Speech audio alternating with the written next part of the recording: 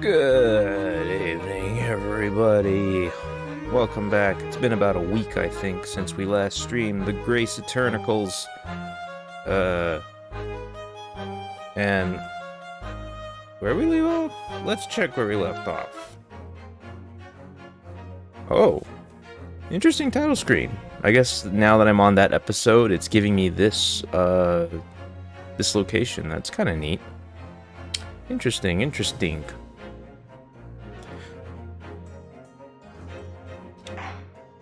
Alright.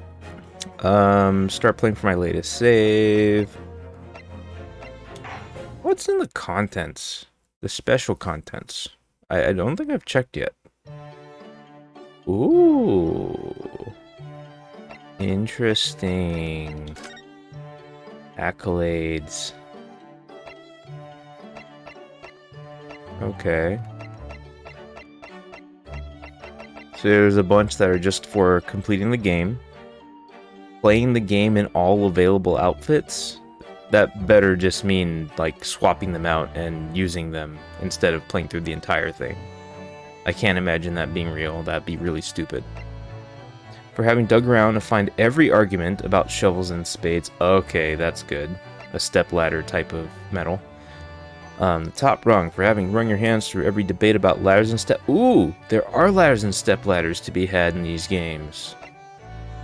That's good to know, I guess. Inconsistency seer, for having successfully presented evidence during the first cross-examination. Every new idea on the blackboard. Oh, so you should be checking the blackboard every time.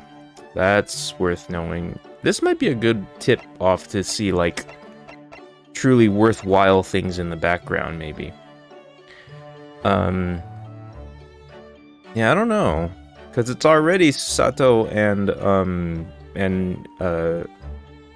Ryunosuke debating about shovels and spades so far. Would they just move on to step ladders and ladders naturally? I don't know. Medical report. The bed. The milliner.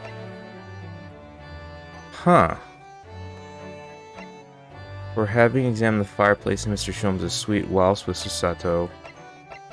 There's a bunch that are just, like, not quite. Huh. Interesting stuff. You got portraits. Oh, cool. Oh man, look at all this art that I didn't realize I had available for thumbnail use. Okay, well, that's good.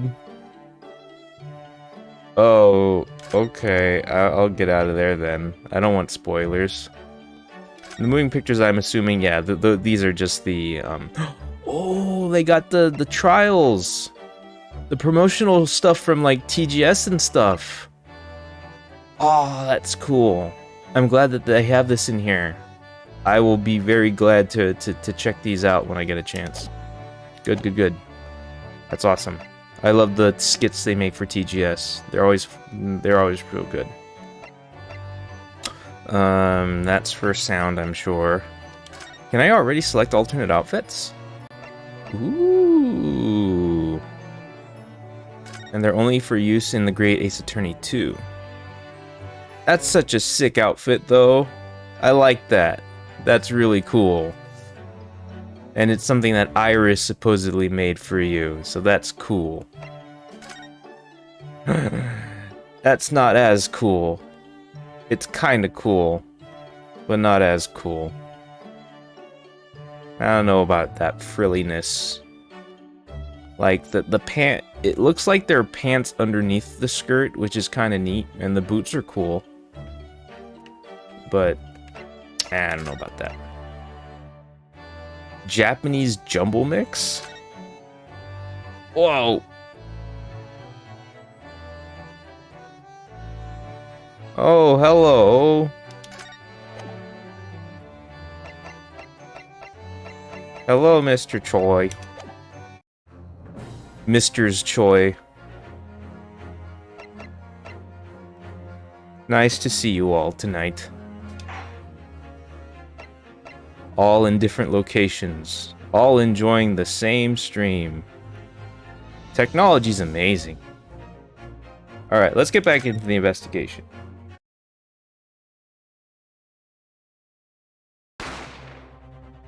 Bang! Ah! I'll be alright, Mr. Naruhodo. After them. Go! I'm pretty sure it was Herlock Sholmes who said that. Ah, thank you, sir. Thank you, Mr. Choi. Behind that door, in the storeroom. Hurry! Oh, that's right. Oh, I don't think I saw this. I don't think I noticed that detail of the gun in her hand before. I don't know if that was at the end of the last segment. I remember seeing Gina on the floor, but I don't remember the gun. I probably just didn't notice it. Oh no. From that moment, Windy Bank's pawnbroker became a crime scene. Everything that followed happened in a whirlwind of activity. The arrival of the police, the preliminary investigation of the scene, and the questioning. It was just before dawn before I was allowed back to my lodgings at 221B. How would they say it? 221B? 221B? I don't know. Oh, Iris. I said it before he said it. Oh, Iris. Oh, she didn't look happy. A telegram came, but all it said was, "Wait at home." Oh, yes, we asked one of the policemen to have it sent. It was simply impossible to come back. When I woke up, I was all alone. Pearlie and Ginny were gone. Everyone was gone. What happened, Runo? Poor Iris. She's trembling. She's obviously trying very hard not to let herself get too worried.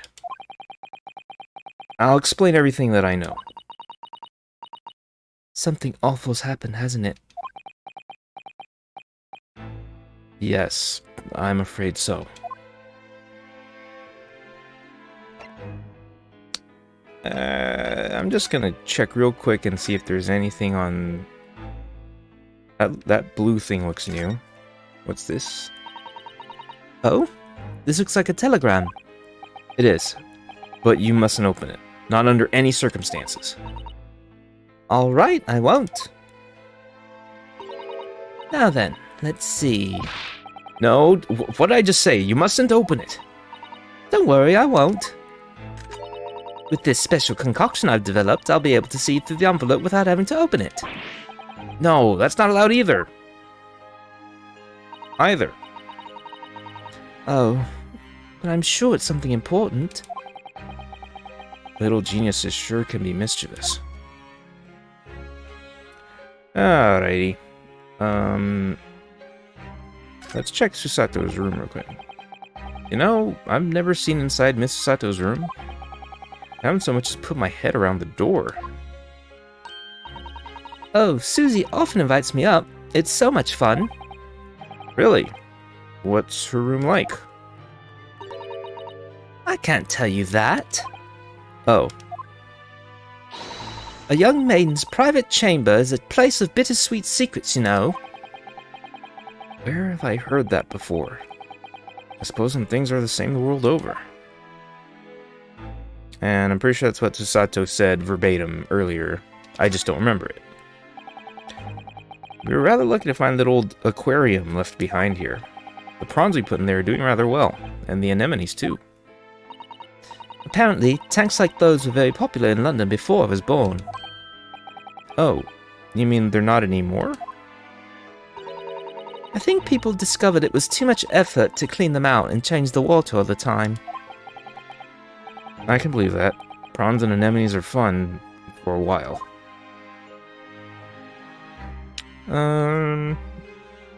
Man, that like one orange or persimmon or whatever it is just seems so conspicuous. I want to inspect it, but it's not real. Oh, let's check out the shovel. Or that spade has been here since we started renting the place. Bruno, that's not a spade, it's a shovel. Ah, you're a shoveler, are you? I had a feeling you'd pick me up on that. Oh no, a pick is something else entirely. Now I've dug myself into an even deeper hole. Alright. Wait a minute. Oh, there's a letter right here, but we can't inspect it. Can I? Yeah. Okay. Alright. Just the tea, and then I'll move on. Spring at last, and the weather is warmer now. I love the smell of the fire and the steam rising from the kettle. Oh, how about some tea, Renault? Thanks, Iris, but I'm alright for now. The green tea Sasato-san makes me from time to time, and Iris's unique herbal infusions. This place is paradise for a true tea lover. Well, I think I've said that before. If you're sure. You know, I always have plenty whenever you're feeling thirsty. Alrighty. Let's get to the serious conversations. Oh, wait a minute. What do I have on hand for presenting? Oh, just my armband? Might as well do it. Might as well. Would you mind if I showed you this, Iris? It's just a boring old thing, really, but... Oh. I don't really like boring things. Ah. Looks like Japanese modesty is easily misinterpreted by young Western children. I mean, who does like boring things? No one wants to be shown something boring. Come to think of it, you're always introducing things with, "This is boring, but it's a bad habit. You should stop it." I'll be sure to let the entire population of the Empire of Japan know on my return. That's an interesting piece of dialogue. I'm actually really glad I found that. It's very observational, but from the Japanese perspective. It's like, no, we're modest as a culture, and you're supposed to, you know, act, you know, there's a dance we're doing here, and you're not dancing. Events at Windybanks. I'm sorry to have to tell you this, Iris, but Mr. Windybank is dead. He was shot. We discovered it in the early hours of the morning.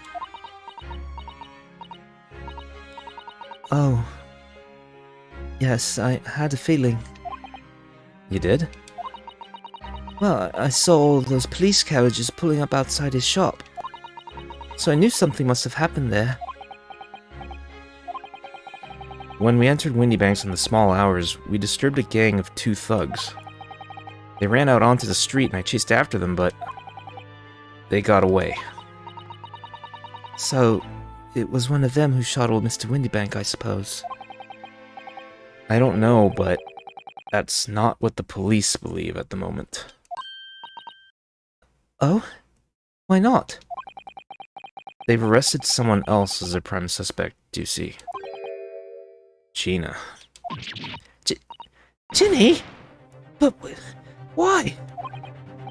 Well, the thing is... No! Ginny wouldn't do something like that! I know. None of us think she did it. Then why have they arrested her? I'm sorry. There was nothing I could do. Oh, way down there? Alright, it led me to it. Let's just go right into it. I don't understand why they arrested Ginny. It's not fair. What about the 2 thugs out at the scene? Why aren't they the prime suspects? After all, they shot Hurley dead, didn't they? No, I mean, Mr. Sholmes isn't dead, Iris. Oh, this is all so horrible. The thing is, Mr. Windybank was found on the floor in the storeroom where he keeps all the deposited articles. And the storeroom door was locked from the inside. I see. But he wasn't alone in there. Gina was found next to him on the floor as well. Oh no. And according to the detectives who investigated afterwards... Don't tell me. There's no one else in the room. Yes, exactly. How'd you know? It's the only explanation. Yes, the only explanation indeed. What do you mean by that, Runo? Well? Ugh. What can I say? Damned if I agree, damned if I don't.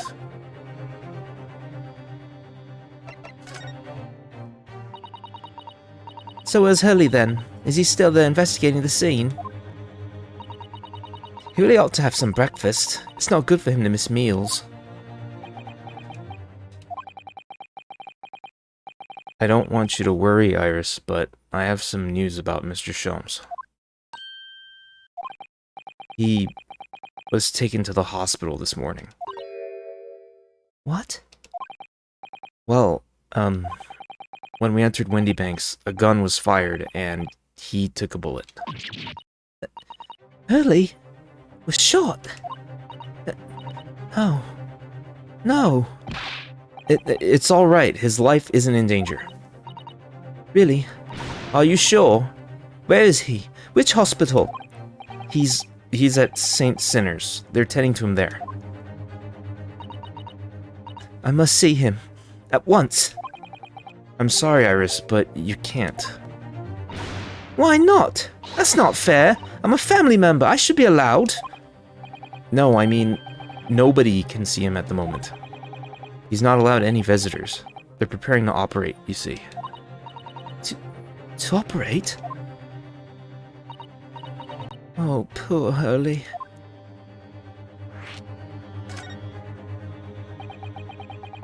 There was the two thugs who were in Mr. Windybanks' shop. They shot Mr. Holmes when we disturbed them, you see. It was pitch black inside the shop at the time. My mind went totally blank, I'm afraid. I just froze. After them! Go! After that, I ran out into the street, but... well, they were long gone. I shouldn't have hesitated. I'm so sorry. It's my fault. I let them get away. I think... that's a very good thing.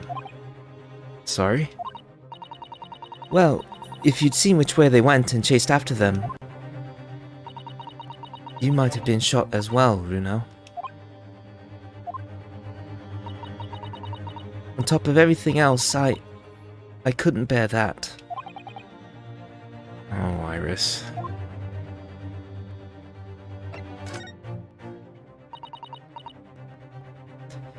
Where's Susie, Runo? She's still at the police station. Oh, why? I expect she's still being questioned. The police said they wouldn't be finished for a while. Why aren't you there then? Well, I didn't get a good look at the criminals anyway, so they weren't questioning me for long. And Mrs. Sato stayed behind the scene to tend to Mr. Sholmes, so they didn't get started until later. Ah, I see. Besides, one of us had to come back to be with Iris. I'm glad Inspector Gregson agreed to me leaving early. You should have let me know, and I would have come to the station.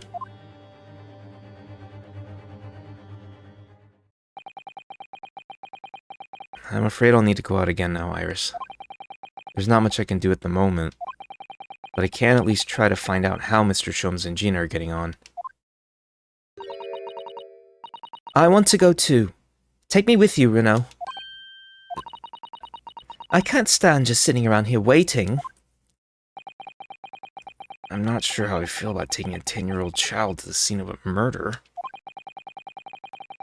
I don't want to leave her all alone here either. Alright then, Iris. Perhaps you can help me. Oh yes, I'd love to. Gina's at the prison. Mr. Sholmes is probably in his hospital bed. And don't forget, we have to visit the crime scene. We need to conduct a thorough investigation. I can see you're ready for action.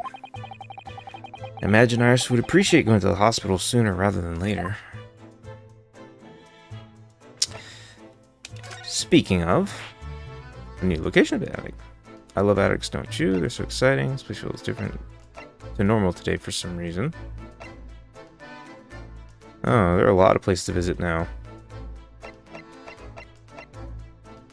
Let's go to the hospital. Yes, let's go to the hospital.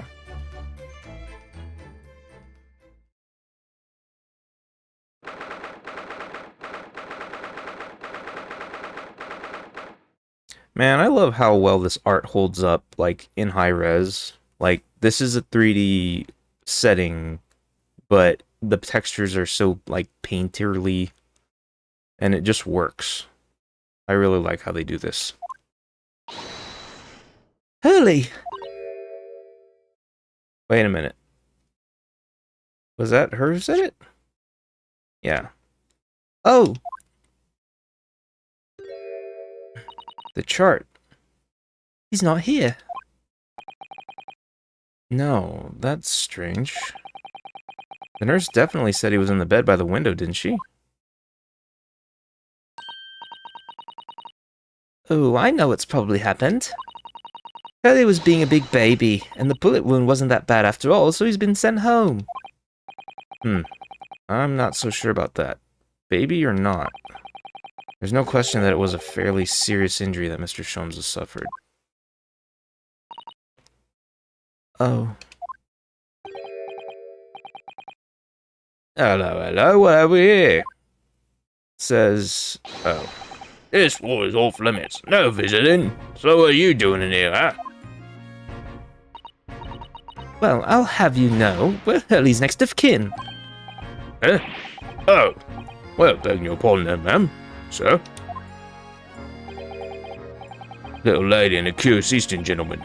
Great mystery solvers, a mysterious family, huh? If that's how you see us, sure. Where is he, Constable? Where's Hurley? I believe he's currently in the operating theatre, ma'am, undergoing an extensive operation. Extensive? It has been several hours since he went in. Oh dear. Is he going to be alright? Well, it doesn't appear to be working, you see. The anesthetic, that is. Oh!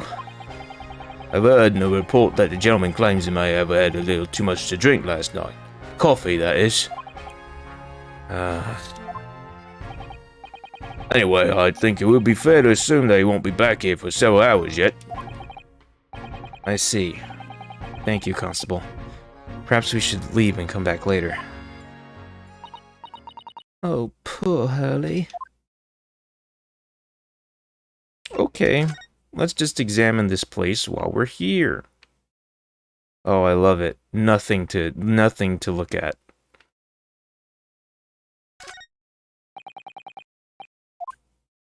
Wait, where was it? Oh, it's just the bed itself. This must be Mr. Sholmes' bed. Poor Hurley. I know. Looks as stiff as a board, doesn't it? Oh, I don't think that will bother him. No?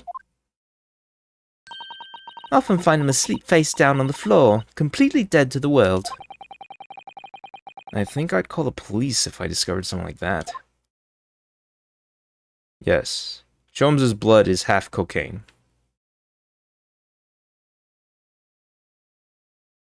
Or wait, did I say... At this point, my brain doesn't even register which one is correct anymore. I can say Sholmes and just believe that it's Holmes. And vice versa. They're the same thing to me now. There's a notice board on the wall here, look. Let's see. What does it say? Thought of the day. On seeing any vermin, calmly and discreetly inform matron. Oh yes, they have rats and mice in hospitals like this that love to feast on all the medicine. If you don't deal with them, there's nothing left to treat the patients. Rats and mice? Oh, I see. This is a rather old building, I suppose. But the doctors and nurses are all very good, I hear. I certainly hope so, for Mr. Sholmes' sake. Alright. None of that is searchable. Neither is that. Even that red text that seems pretty conspicuous isn't searchable. Just the crutches. Okay. Wonder what these are. Do you have any idea, Iris? Oh! Haven't you ever seen crutches before? Let me explain. They're for people with leg injuries to help them walk. You hold one under each arm, you see. Ah, right. I thought they were weapons of some sort. Why would there be weapons in a hospital? I thought maybe a fighter had been injured in a battle contest and been brought here along with his weapons. I don't know. That's surprisingly plausible. I say, teary-eyed, as though I'm really sad about how plausible that sounds. Alright. I guess this is not the place to go just yet. Poor Ginny, we have to help her. You know what? Now they know that there's like there's an achievement for looking at the board. I want to look at this. This is where you note down ideas, isn't it, Iris? Let's see. What does it say today? Ah, the Boscombe Valley Mystery. We visited Boscombe Valley recently for a picnic, you see, but I forgot to bring the tea. So when Hurley became thirsty, he decided to drink from Boscombe Pool. He gave himself an awful tummy ache. Oh dear. Hurley sat there miserable as can be in that field of flowers after that, just like when you saw him yesterday. That really is an unsavory tale. Alright, sick. I got the Chivo. Well, progress toward the Chivo. I don't know. I might have already missed an opportunity, probably. We'll see. Local prison, cell 13.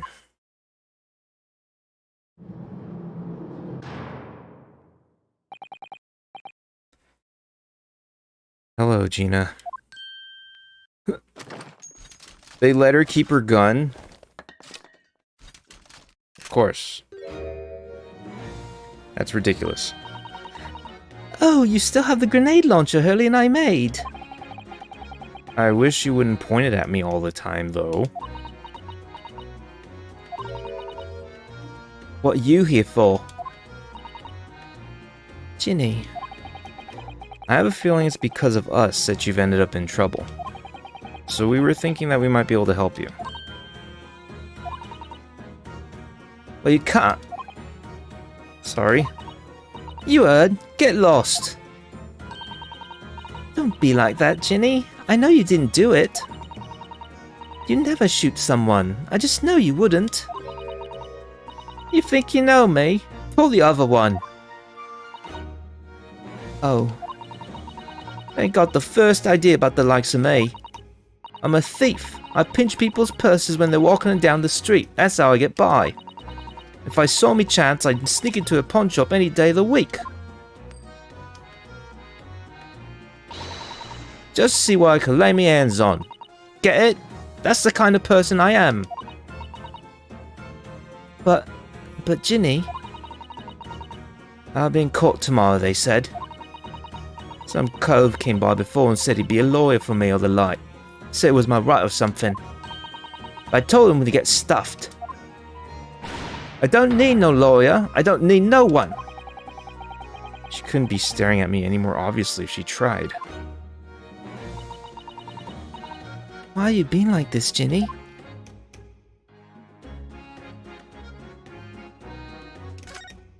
Wait, no, that's not what I wanted. I wanted to converse.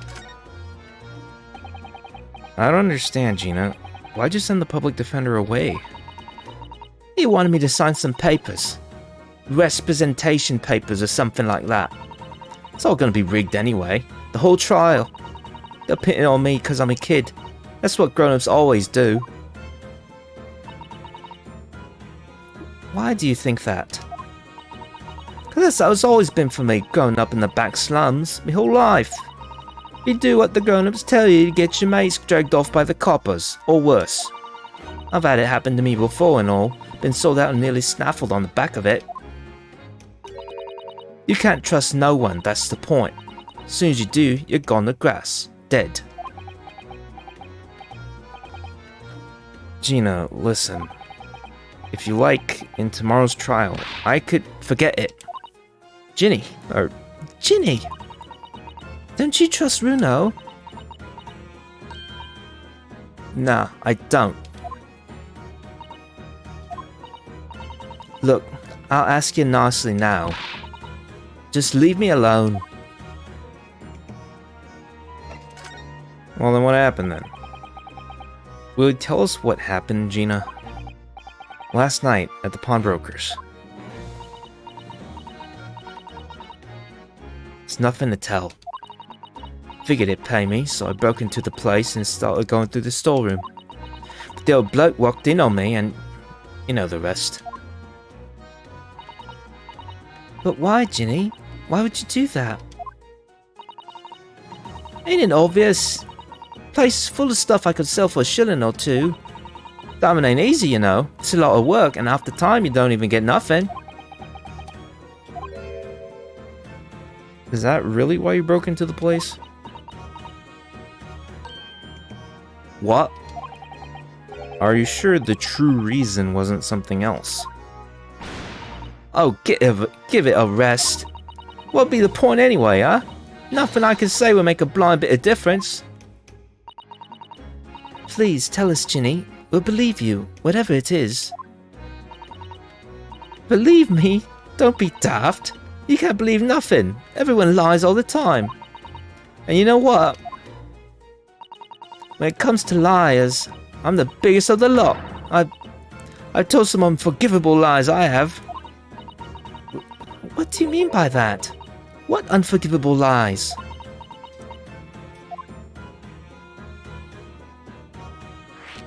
Unforgivable lies. Let's go. What'd you mean before, Gina, when you said you were the biggest liar of the lot? Why don't you tell us what these unforgivable lies you've told are? Maybe we can help. Or prosecute you for the lies. Either one. Sorry. We're out of time. They're gonna want to question me now. Ginny, please. Oh, yeah. I wanted to give you this. Something to remember me by.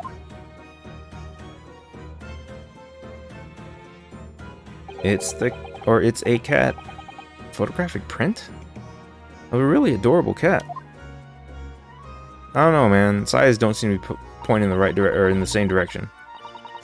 I found it in one of the pockets of this coat. Ain't no point me having it.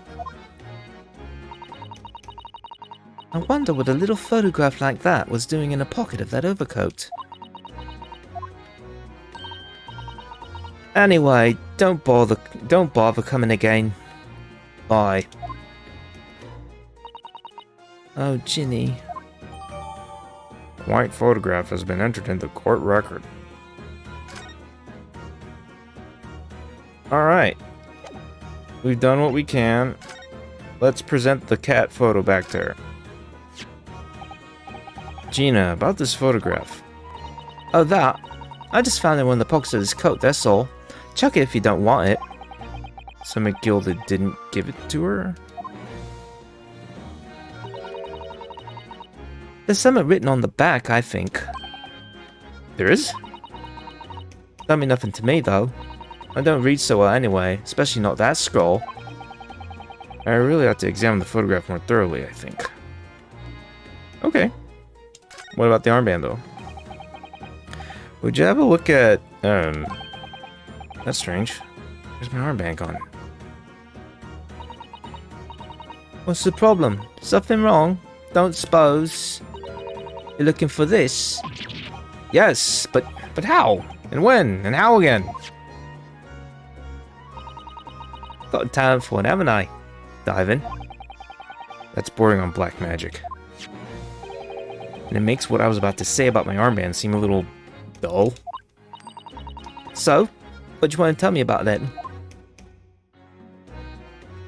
Alright, let's examine this cat photograph. It's an adorable little cat. I think it looks a little like Wagahai. In fact, I'm pretty sure it's the exact same model with a different texture. I always thought the cats like to curl up inside under the heated kotatsu blanket when it snowed. Maybe British cats are different.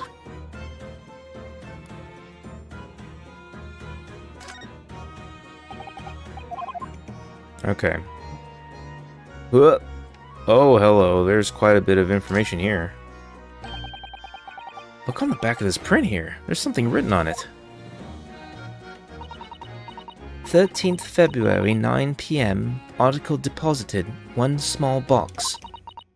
Loan amount paid, 10 shillings. Redemption deadline, 13th April, 9 p.m.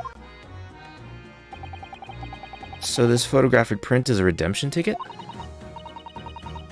13th February? That could be significant. It was just 2 days before the murder on the omnibus, wasn't it? A small box. Doesn't tell us much about it, does it? Bruno, if Mr. McGilded still had the ticket, then presumably he never redeemed the article. So do you think the box might still be present somewhere in the shop? Ah, yes. Something McGilded deposited we need to investigate. White photographs information has been updated in the court record. Sick. I'm looking for red check marks, I'm not getting them. Alright, nothing more to converse about. Let us go to the pawnbrokery.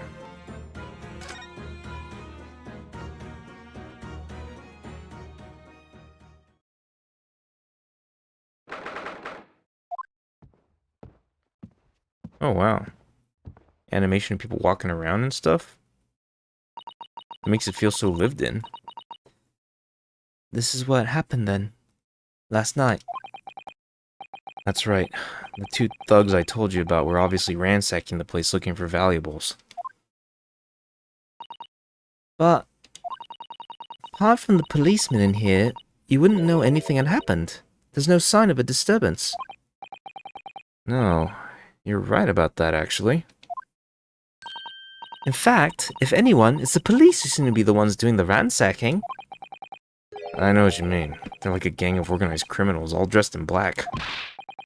Oh, I heard that. Oh, I heard that.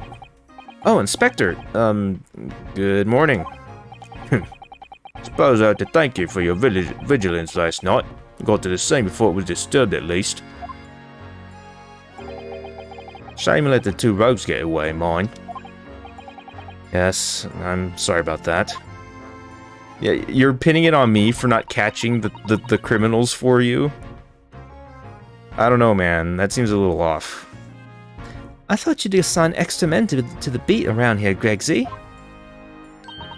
Now look what's happened. Hurley's been injured because there weren't enough police on duty.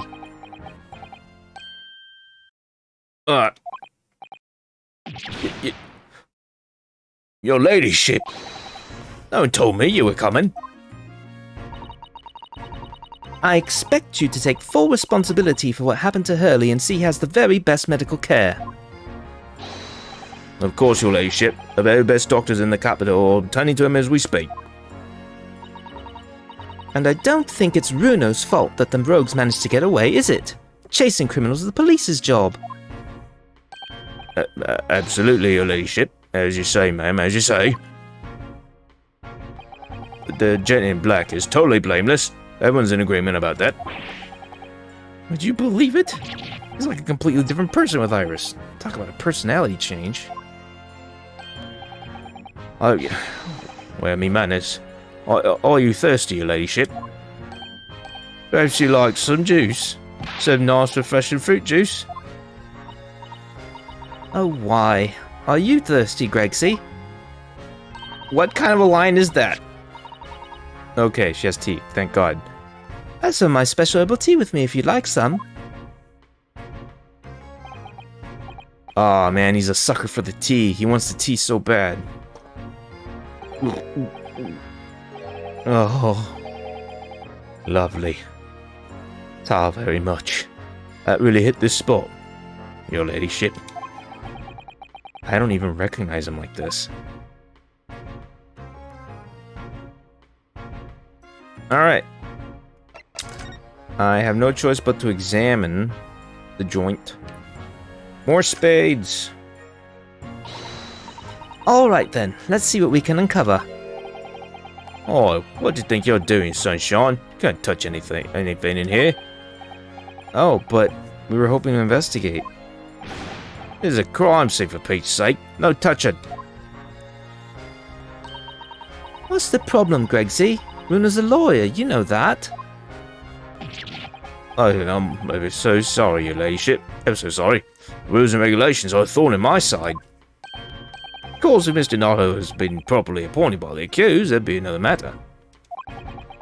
The accused. If you could show me some representation papers, I'll be only too happy to let you know around. Do you hear that, Runo? You need Ginny to sign some representation papers. Looks like presenting to the detective here with the correct paperwork is the only way. Alright, that means everything is concluded except for talking to these blokes. Let's see. The police are scouring every inch of this place by the look of it. Instructions from the yard are to examine every article in the shop and every ledger and book of accounts. Every article? But that's a ridiculous amount of work, surely. We've been hard at it ever since the shop was declared a crime scene in the early hours. We sifted through it all in shifts at least, but still. We'll be working through the night, that's for sure, and even then we'll barely have scratched the surface. Crime and pawnbrokers. Must be every policeman's worst nightmare. It's every copper's worst nightmare, you know, a crime and the pawnbrokers. That's always a good gag. When you think something and then you also say it or someone else says it immediately. Hey, it's that guy. Weren't you at the hospital? I'm pretty sure at the hospital, dude. This officer has been staring intently at the wall since before we came in here. Shh! Keep it down. Oh, sorry. There's a major clue just here. Really? Then we must tell Gregsy at once. But as soon as I report it, that'll be it. It'll be stuck here even longer. Stuck here? What do you mean? I've been home in 2 days already. I need another constable to relieve me and take over my shift. They really have a tough time, the British police. That doesn't stop us investigating though, does it? Well, that came out weird. No, I suppose not. Fairly sure it was a calendar he was peering at. Alright, so that's going to be important when I finally get the option to look around. But let us converse with Gregsy. So, how's the investigation going, Inspector? Nothing to it, really. Very simple case, this. There's some very definitive evidence. Just about to charge that diver we arrested last night, in fact. Gina? You're gonna charge her? That's right. Should be able to bring her before the judge at the Bailey tomorrow. Definitive evidence, you say? What is it? Come on, show me. Your ladyship, as much as I wish I could oblige you, I'm afraid.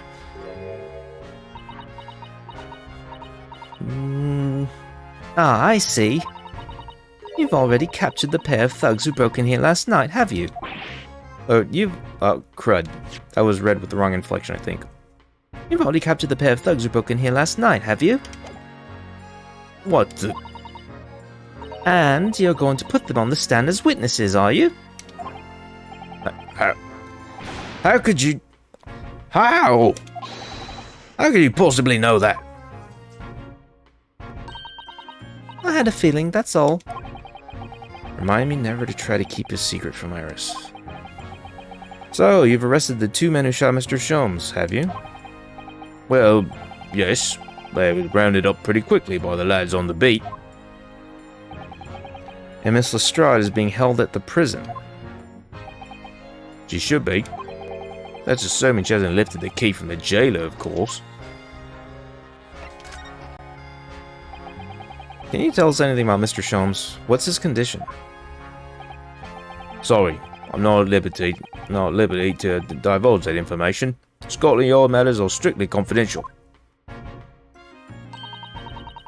Well, I know who's being operated on at St. Sinner's.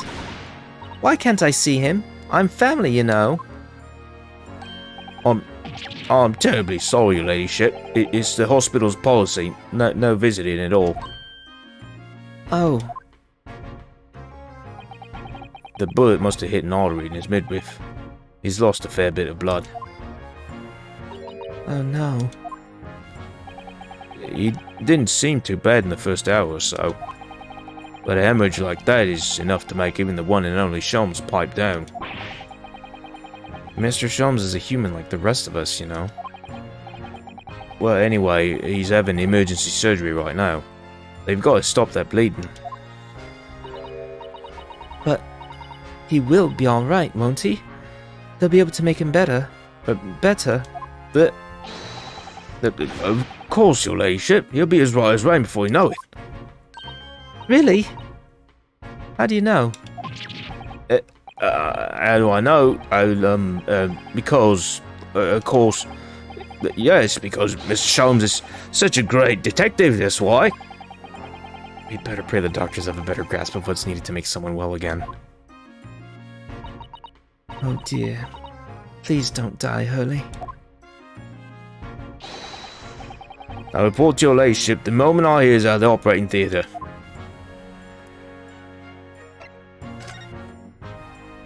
Was it Fiat? I couldn't help noticing, Inspector. What? Out with it, sunshine. Well, there seems to be a marked difference between the way you talk to me and Iris. What's this sauce, Sonny? I'm a copper and we don't go in for favoritism. But he's right. You do treat us differently. It's because of those Adventures of Sherlock Sholmes stories, that's why. Oh. I crop up in them, don't I? Inspector Tobias Gregson. Oh, well, yes, because you're an acquaintance of Hurley's. What'd you write about the inspector, Iris? I don't remember, really.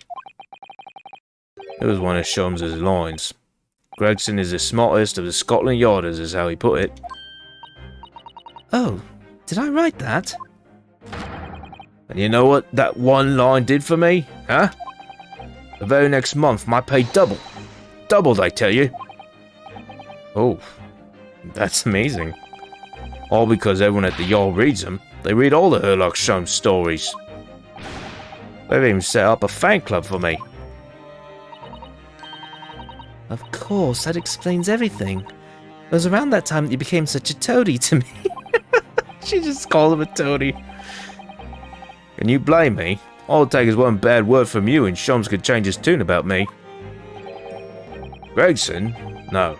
The great detective will say. He's getting quite overrated these days. Think what will happen to my salary if that came out in print, huh? The whole thing gives me the willies. Can't tell you how many nights of sleep I've lost worrying about it. But that would never happen, Gregsy. Every month when the new Rants magazine comes out, my hands are trembling as I turn the pages. Oh, how awful for you. Here, have some my tea to settle your nerves.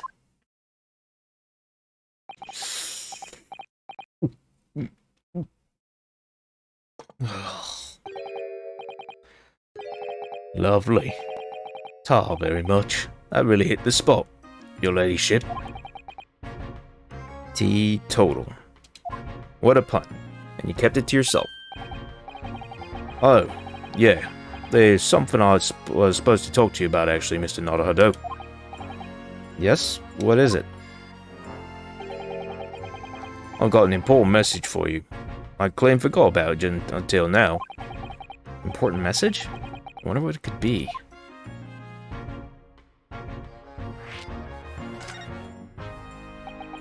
Are you gonna tell me what this important message is then, Inspector? Yeah, it's about that young lady who's normally by your side. Your assistant. Dear Susie, is she alright? She's at the station, isn't she? Being questioned, I believe.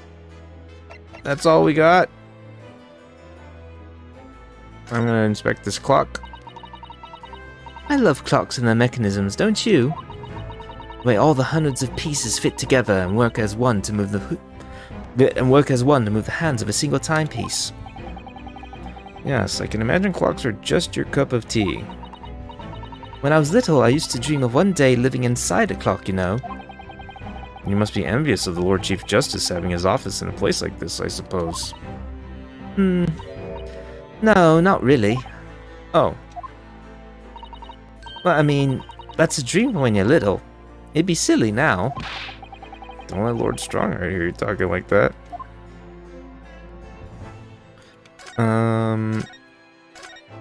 Alright.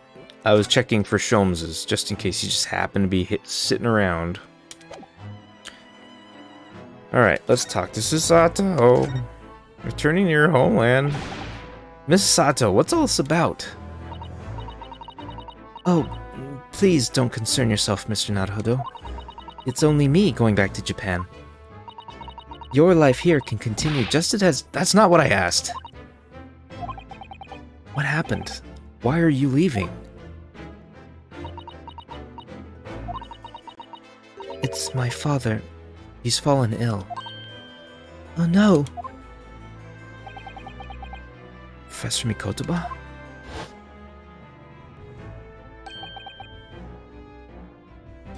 If I may. I don't remember what he sounded like. Oh god. Yes, sorry? You must be the defendant, Ryunosuke Naruhodo, I believe. Yes, that's right. My name is Eugene Mikotoba. I'm a professor of forensic medicine at Yume University. We received an international telegram from the Empire of Japan informing us of the news. 10 days ago, Father collapsed with a fever. The cause is apparently unknown, and it seems he grows weaker by the day. Or weaker day by day. I don't believe it. As you are aware, the voyage from here to your country's capital, Tokyo, takes some 50 days. I thought it would be prudent to hasten Mrs. Sato's departure as much as possible. Yes, absolutely.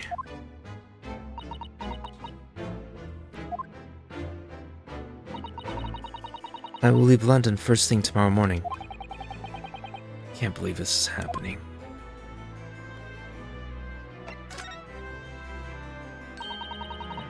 So Gina's been charged. She'll have to appear in court. Yes, she was formally charged a few hours ago, and the date of the trial has already been set for tomorrow. No, not even 24 hours later? Gina. Ah, the Lestrade girl and the murder of the Baker Street pawnbroker, yes.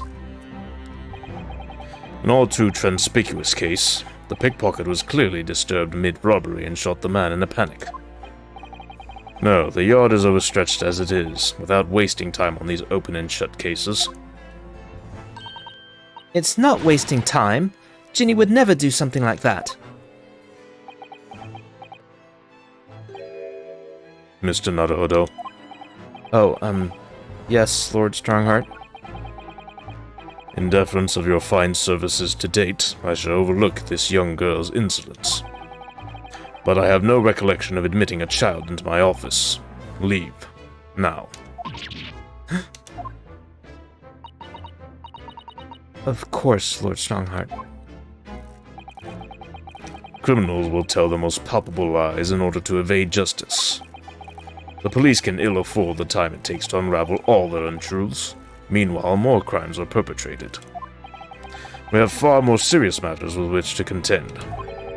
Serious matters? Didn't Gregson mention something like that yesterday? Yes. Inspector Gregson made a similar remark yesterday. It's no concern of yours, though I'm sure I need not remind you of that.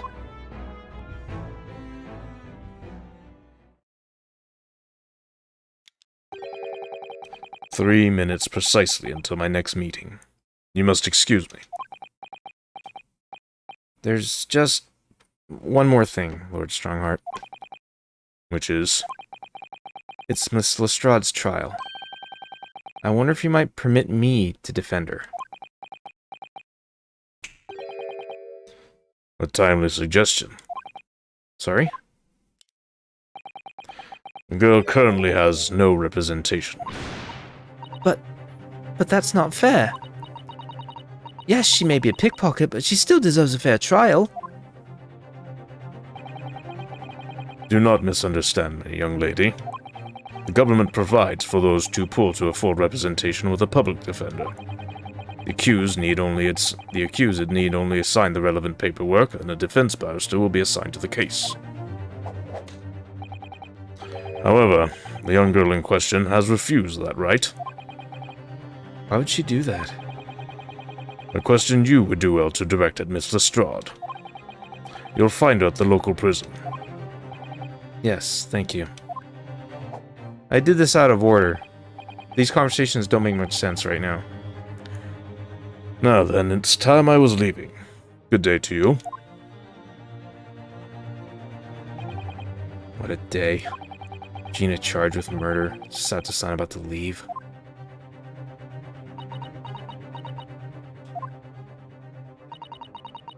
Come, Mr. Naruhodo. Iris, we must make haste. But, Susie... You're leaving for Japan tomorrow morning, aren't you? Don't you have packing and things to do? As Mr. Naruhodo's judicial assistant, my personal circumstances are of no consequence. My sole purpose remains to help you in whatever way I can. Thank you, Miss Sato. That's a very pensive look. I think we ought to visit Gina first. In any case, I should like to wish her well before I leave.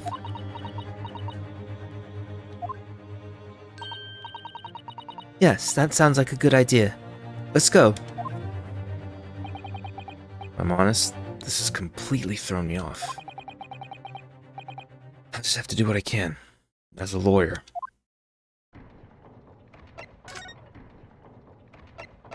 Back to the prison.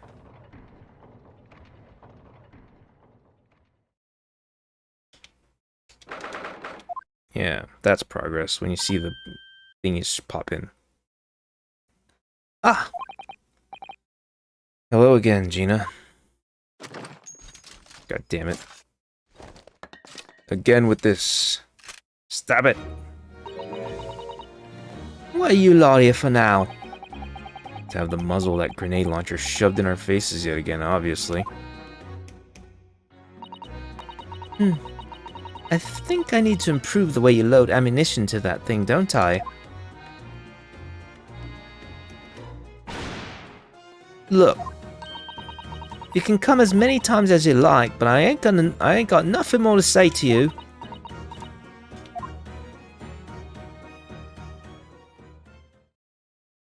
What? What was that fade out for? Gina, I wonder if you might hear me out. There's something I'd like to say. What? I'm sorry to say that I must reluctantly bid you farewell. Huh? Farewell? Tomorrow, I must begin my journey back home, to Japan. I fear we may never meet again. Oh. Right. I've had the pleasure of meeting so many lovely people here in London. I have so many wonderful memories. And yet, as things stand now,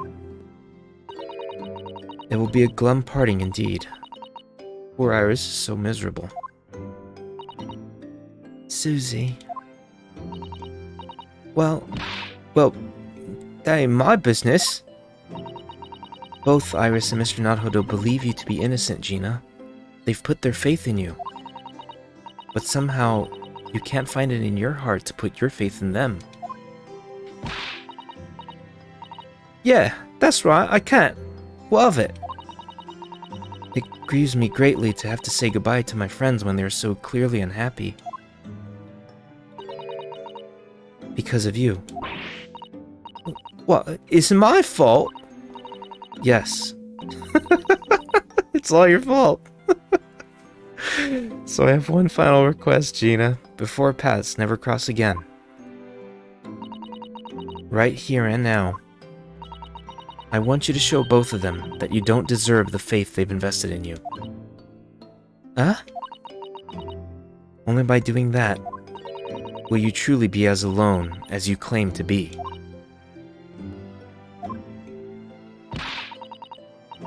What are you talking about? What do you expect me to do, huh?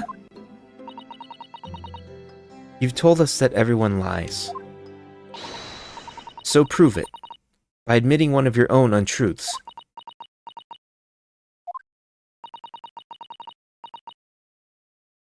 What about what you said before, Ginny? You said something about unforgivable lies. You must tell Mr. Naruhodo and Iris the truth now. That is my last request before I leave. My last request as a judicial assistant. No, I can't. Whatever these lies are, they're obviously weighing very heavily on Gina's mind. Gina, I could be wrong, but is it something to do with what happened 2 months ago? Something about that trial?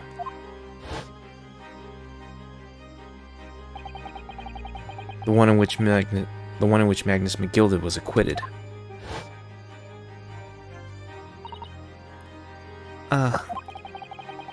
The case of that mysterious murder that took place inside the omnibus. You were called as a witness by the prosecution. Is that what this is about? Yeah, you're right. Because, in that trial, I lied. I lied like you wouldn't believe. Will you tell us about it now?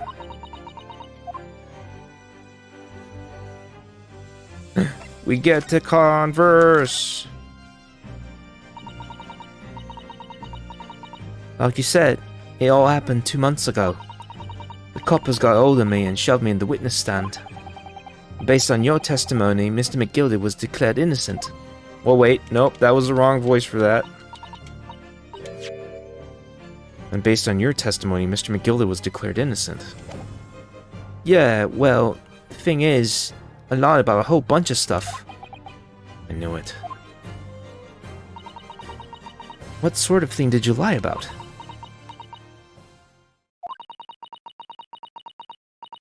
I was hiding under the seat that night. That was the truth. It was pitch black in that little cubby hole. Couldn't see a thing. And then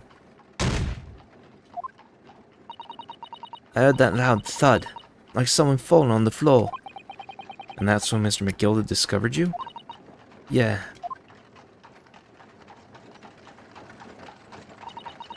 He pulled me out from under the seat and sat me next to the dead man. There weren't much light to see by, but when I looked at my hands, I had the cove's blood all over him. All over him. I was so scared I couldn't even speak. You had his blood on your hands? In other words, it was Gina that the witnesses on the roof deck saw through the skylight. Then Mr. McGilded started asking you questions, I suppose. Who you were and why you were hiding under the seat. Yeah, he did. Only, that's not all. What do you mean? I mean, he threatened me. Threatened you? How? He made me swear. About what I'd seen and what I'd heard. And about what he was going to do after the cub was found dead. He made me swear I wouldn't tell no one about any of it. If I did that, he said he'd let me scalp her before the coppers showed up. Or showed up.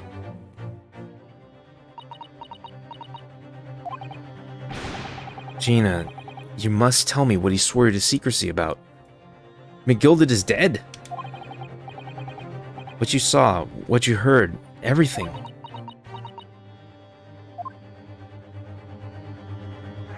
Oh my god, there's so much now. You said McGilded made you swear not to tell anybody what you saw. But you were in the pitch black compartment of the seat the whole time, weren't you?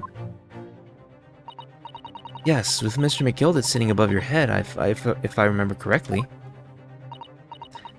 Yeah, that's true, but it was when I heard the thud of the cove hitting the floor. I let out a little scream, you see. A little scream, see? Couldn't help it.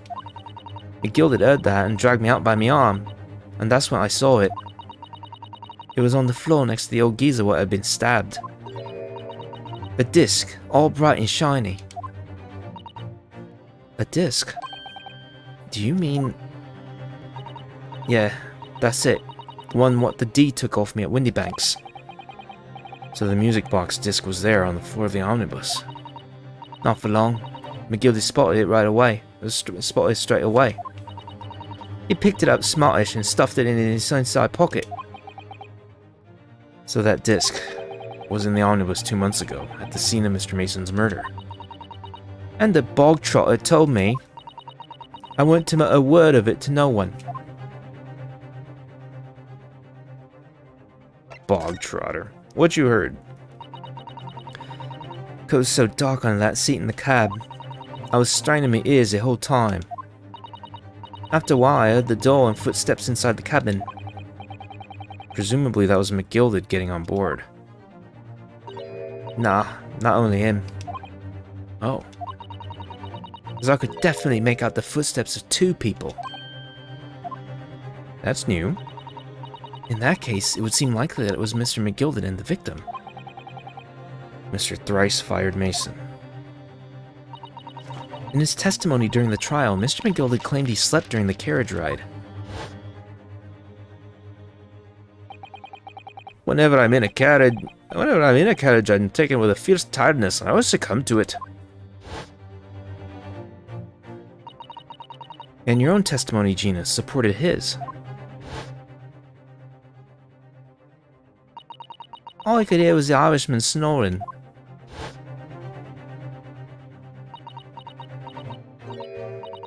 Yeah, that weren't exactly true. Neither of them was asleep. I could hear him talking the whole time in low voices. What? What were they talking about? Sorry, I don't know. The sound of the horses and the wheels was too loud. That still tells us something. Mr. McGilded and the victim knew each other. So McGilded was lying, as I suspected.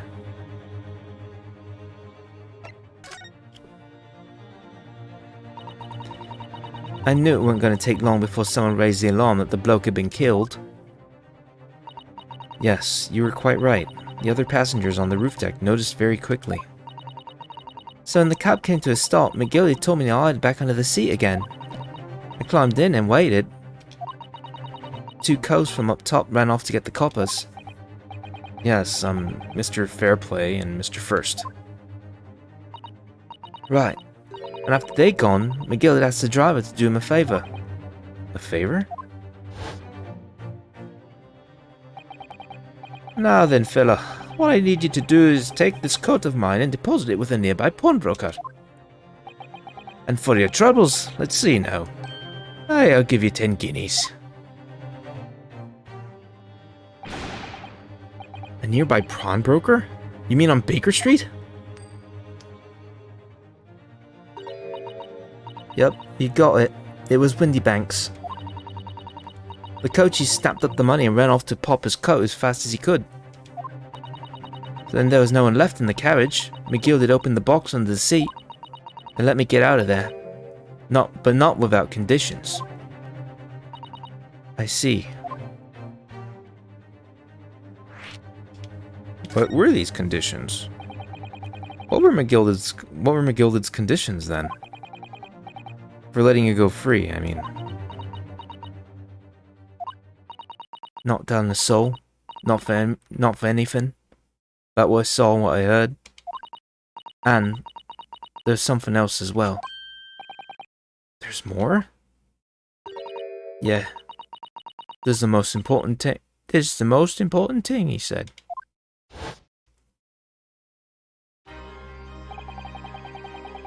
I'm after sending the coachman on a little errand for me, with some small change in his hand. Now then, did you hear what I asked of him? Did you see anything at all? At all? You asked him to go pop your weasel, right? Aye. The fiend's taken me overcoat to deposit with a pawnbroker hereabouts. And I want you, lass, to take the redemption ticket for it. Do you understand? What? You want me to have the ticket? That's right. That's right. And I'll come fetch it from you later. Sometime within the next 2 months. You have to hang on to it until then. Is that clear? And whatever you do, don't lose it. Alright then. And in case I might happen to be delayed at all, you have to go to the pawn shop, Windybank so it is, and you have to extend the loan afore the 2 months is up. If you forget, the oracle will be forfeited, and any old fiend could come along and buy it. But I ain't got that kind of brass. I'm mixing up, man. I'm losing it.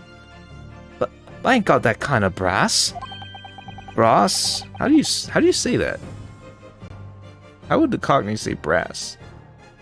Brass? I don't know. Here's £5. That should be enough. Do you understand each other, lass? Don't try anything funny now, if you go against me. Or if you go against me. Yeah, I get it. Good. And one more thing. In a few days from now, you'll be visited by the police, I've no doubt. The coppers? Aye. They'll come asking you to take the stand in court, to testify as a witness. So let's just have a wee chat about that, shall we? What it is that you might say, and what it is that you won't.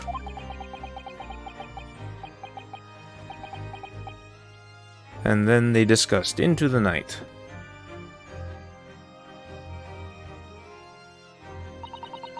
After he'd gone over it all, I packed it. Got as far away from there as I could. He hid the pawnbroker's ticket in some bushes near the scene. I went to fetch it the next day once it got dark. So McGilded planned it, and coerced Gina into giving false testimony.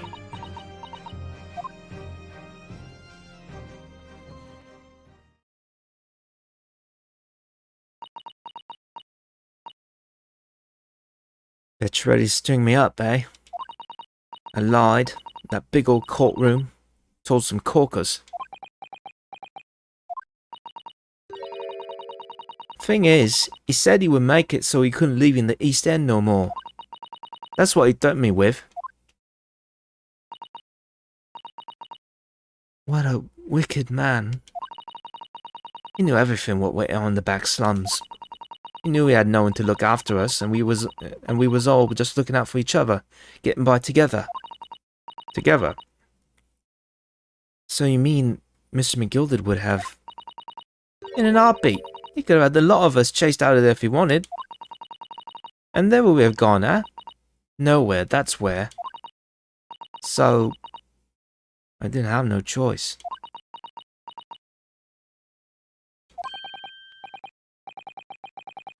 Thank you, Gina, for telling us everything.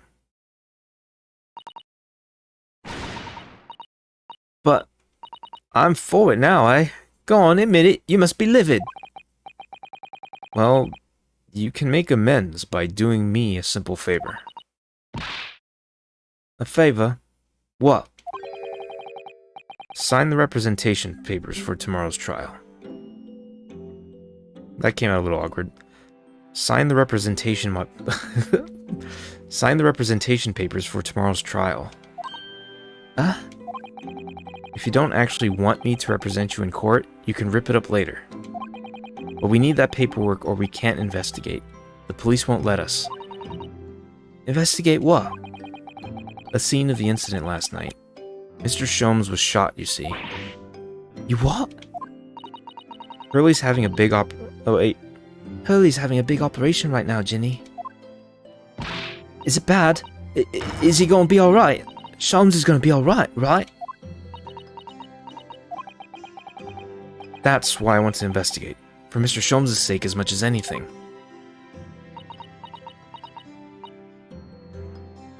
Right.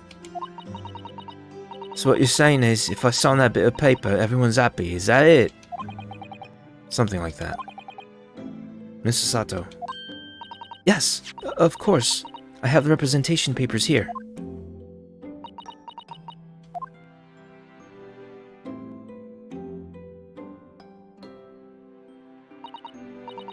I don't need no one to stick up for me, though. No lawyer, nothing.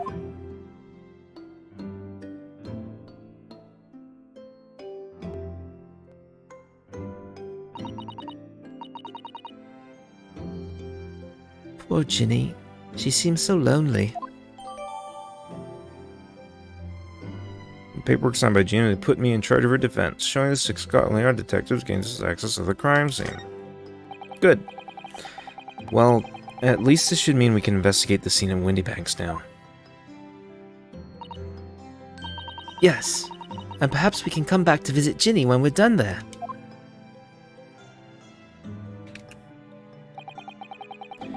I feel like we finally cracked Gina. She's opened up to us at last. And now I have her representation papers. No one else knows just what a responsibility that is.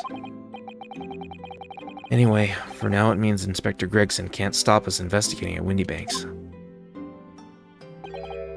Although something tells me he's not going to be happy about it. Ooh, chapter break. Cool. I did want to see if I could get through all the investigation today.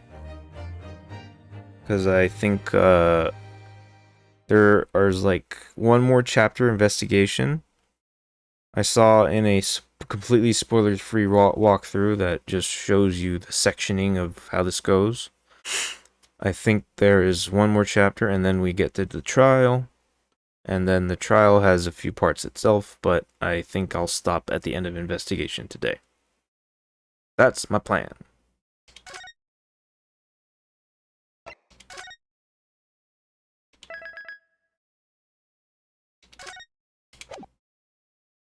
Alright, continuing on. We're at the pawnbroker again. Here we are again at the scene of the crime. Man, my Cockney with Gina is getting so bad. Like, I can't. And this guy, too. It's so inconsistent. It's so bad. Now to thrust these representation papers in Gregson's face and see what he makes of them. Hello again, Inspector. Do you have a minute, please? What is it now? You should go home and get some rest. Here you are, Gregsy. Here are the representation papers. Your ladyship. Ow! I don't believe it. How the devil did you get that stubborn little ragabash to sign that? I salute you. That's good work, that is. I can see you've been very busy here as well. How about some tea? It's a special blend designed to relieve fatigue.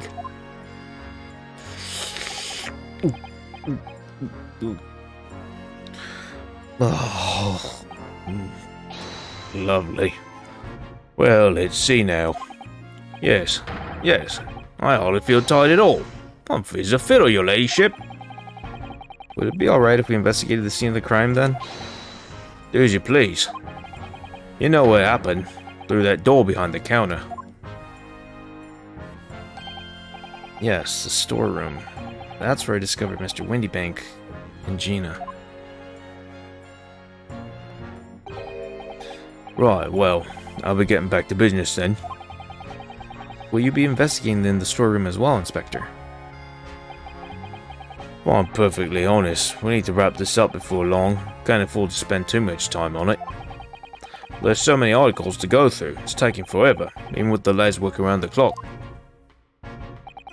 Which is a problem, because there's another case the yard needs to investigate urgently. That must be what Lord Strongheart meant by far more serious matters before. I want to know what the heck they're talking about. What are these more serious matters? It's going to tie into this story eventually, but I want to know now. So what I'm saying is, don't get under my feet, sunshine. Come then. Let us not waste any time. Alright, time to examine. Check out these spades. Oh shit, I forgot. There's the article ledger here and Mr. Windybank's notes and... What's this? It looks as though someone has left a little photographic print behind. Oh, look on the back. There's some writing. Is there? Ooh, show us, Susie, show us. 15th February, 10:30 p.m. Article deposited 1 gentleman's overcoat. Loan amount paid £1. Redemption deadline 15th April, 10:30 p.m. Gentleman's overcoat pawned for £1? Clearly it was a very fine coat. In fact, I think... Yes, this must be the ticket for the overcoat that Ginny redeemed yesterday. And is still wearing, which belonged to McGilded. I've never expected the redemption ticket to be handwritten on the back of a photograph, though. It seems Mr. Windybank used whatever piece of paper he happened to have. Two hand? Is that really the right? Is that really how they say it? Not on hand? Or in hand? Interesting. But this photograph of a cat looks very familiar, doesn't it? I'm sure I've seen this exact same picture somewhere else recently. Oh, yes, you're right. Very recently. It's the same as the one Ginny gave us earlier. Of course, I was forgetting that she gave us that print. Well, what are you waiting for then, Mr. Nodhodo? Get it out. All right. Let the cogs turn. But we've already seen the back of it. Yes, they are exactly the same.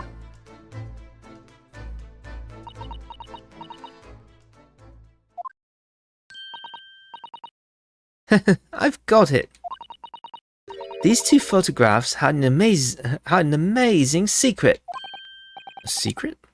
What does she mean? You must tell us, Iris, at once. Do you really want to know? Yes, we need you to tell us all you know about this pair of photographs. Oh, now I have to converse with you? Jeez. So, Iris, about these 2 photographic prints. The one we found here on Mr. Windybank's counter, and the one Gina gave us before.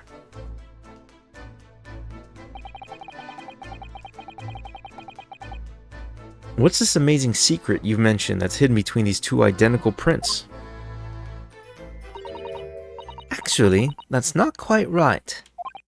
Sorry? If you look carefully, the 2 prints aren't the same. Not exactly. They're not? Have another look at them now.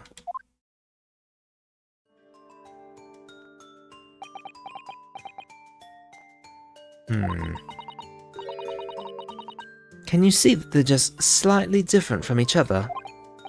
I think so. It's very subtle, though. But what's the reason for the subtle difference between the 2 prints? Ah, well, it's because they're a set, you see. No, I don't. This pair of photographs is meant to be used in a stereoscope. Everyone in London is raving about them at the moment. Ah, stereoscope. Why do I feel as though I've heard that word before recently? Oh, yes. That's what Mr. Sholmes showed us yesterday. You see, there it is, just over there. Ah, yes, of course. That magical machine that makes pictures look almost real enough to touch.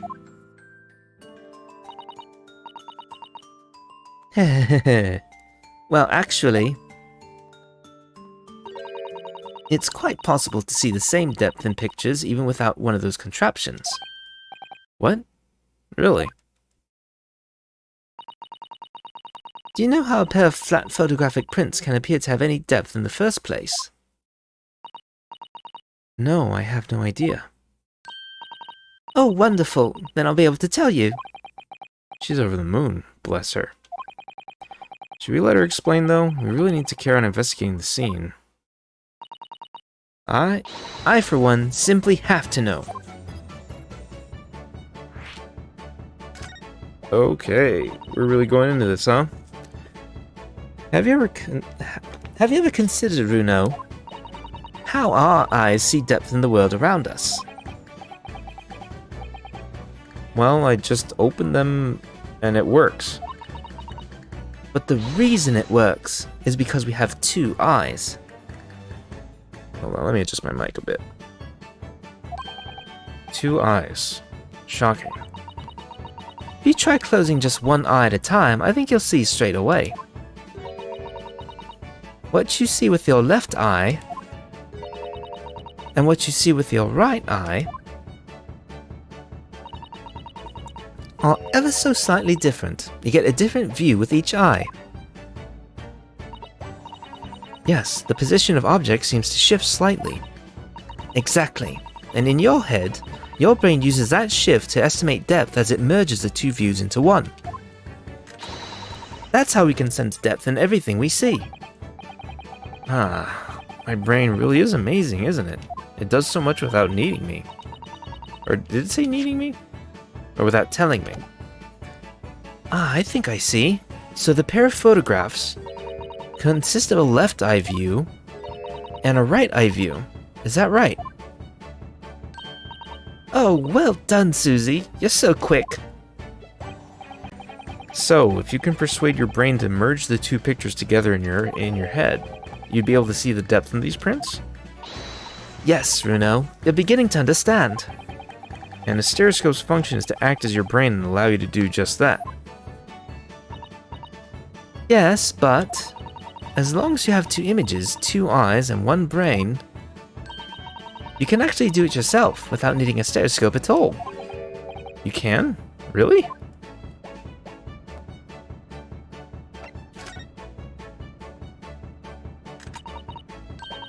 Let's try it. Let's see if we can view this pair of prints without the help of a stereoscope. Oh yes, I'm dying to have a go.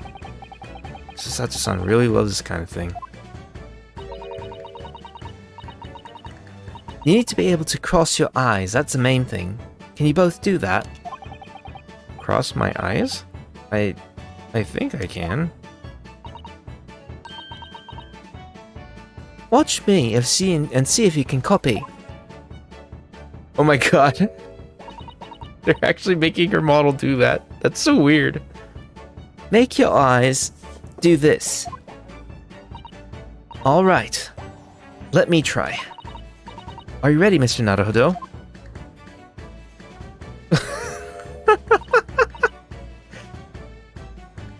This is amazing. I need these pictures. There. How's that? Wonderful. Now it's your turn, Runo.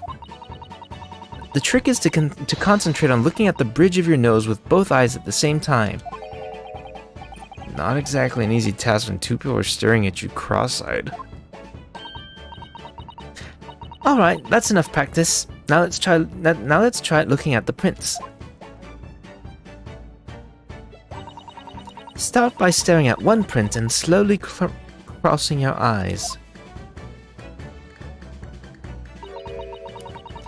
You should see two overlapping images like this. You try it now, Runo. Just gonna have to give it a try, I suppose.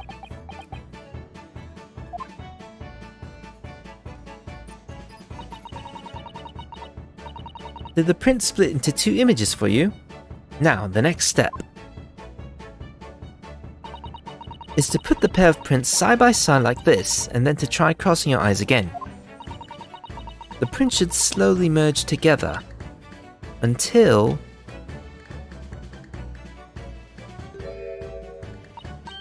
they form a new single image in the center. Oh yes! Mr. Naruhodo, it works! I can see it in the middle now. It looks so real. Oh, I could look at it all day. This is ridiculous. I wouldn't advise that. Your eyes might start to hurt. Your turn, Runo.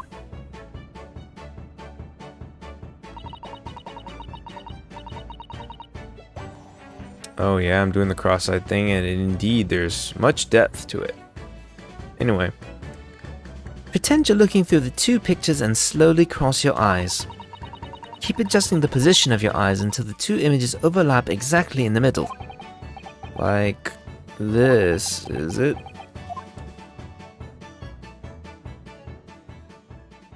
Don't worry, we got this. There, you managed it! So now you know how stereoscopic images work.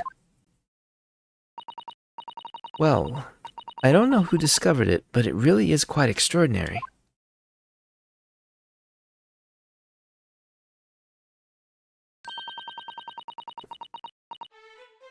So what do you think of these stereoscopic prints then, Bruno? They're certainly amazing, but it isn't easy to get the knack of viewing them properly. No, some people find it easier than others. But that's why contraptions like this exist, for people who find it tricky. Oh, I recognize that. We saw one over here there yesterday, didn't we? If I remember correctly, you press this little knob here,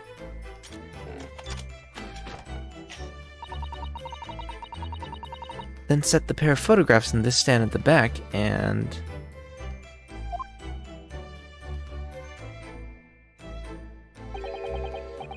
It's still amazing, even though I know roughly how it works now.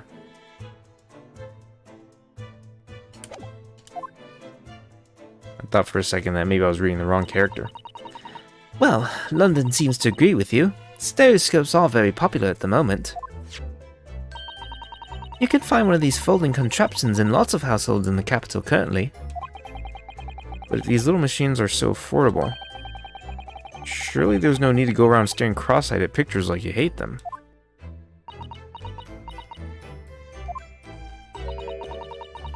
But it's much more satisfying to be able to see the effect with your own eyes. Well, I think so in any case. Stereoscopic pictures. I never even heard of them until yesterday. We've certainly learned a lot about them, but I wonder if it's knowledge that I'll actually ever need.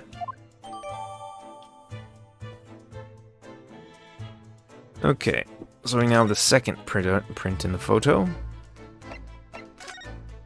We have one photo cat. Let's check the background of this.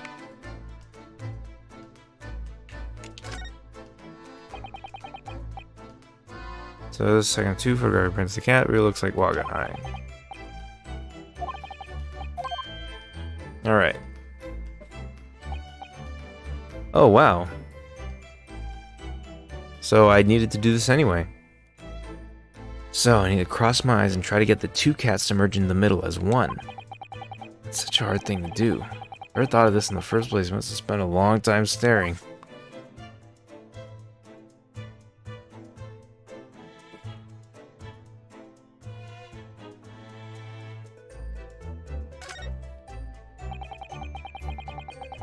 This is the ticket that Gina brought in here yesterday. Yes, having been entrusted to her by Mr. McGilda 2 months earlier. Article deposited one gentleman's overcoat. And the other redemption ticket was in the pocket of that coat. Yes, for small box, deposited 2 days before the omnibus incident. Does that have anything to do with all this?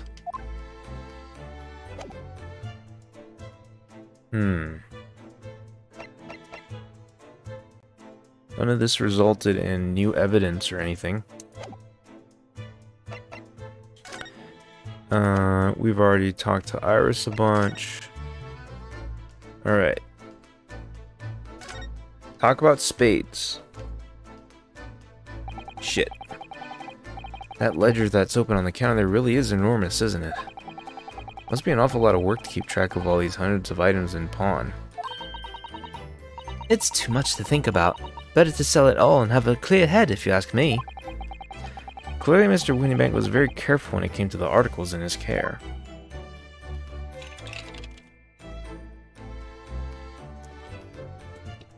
Oh boy, I can feel myself starting to lose steam. Hold on a second. Let me stand up and stretch for just a second.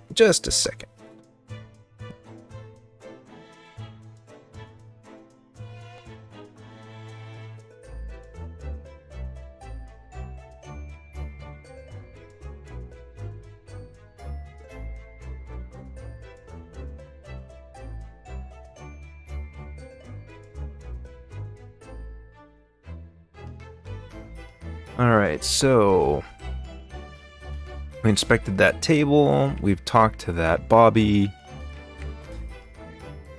Damn it, Bobby. Let's do this. That's a music box. Do you have them where you come from, Runo? Yes, but I've never seen one as large as this in Japan. Oh, well, this will be a treat. Uncle Mo, here I am while you eat. Shall we have a listen?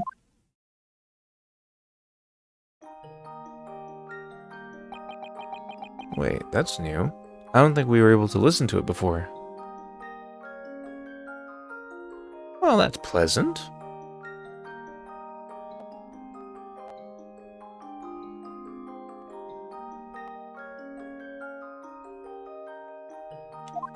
Oh shoot, I didn't realize that I need to advance a text. What do you think? Isn't it a pretty sound? It's a beautiful sound, yes, but it's a little hard to enjoy when all the policemen in the room are giving you fierce looks. Never mind that. If any of them say anything, I'll tell Gregsy to have a word. Iris Wilson, Superintendent of Scotland Yard. Okay, that's the door to get into the crime scene. Don't want to do that just yet. These shelves are where the pawnbroker puts articles that have been forfeited on display for customers to buy. Yes, it's a really strange miscellany, isn't it? I mean, who would buy this horse statue, for example? Well, sometimes you can't find some real treasures among all the... Sometimes you can find some real treasures among all the junk, you know. Are you alright, Runo? Oh, it's just, well, it looks like a collection of useless junk as a whole, but when you pick out individual things, you can't help wishing you owned them. Even that horse statue. That's exactly how the pawnbroker works. They're very clever.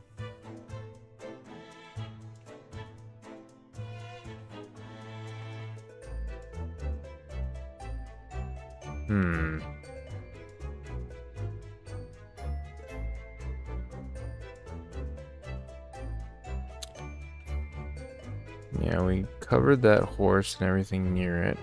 Covered that wall. I think I did.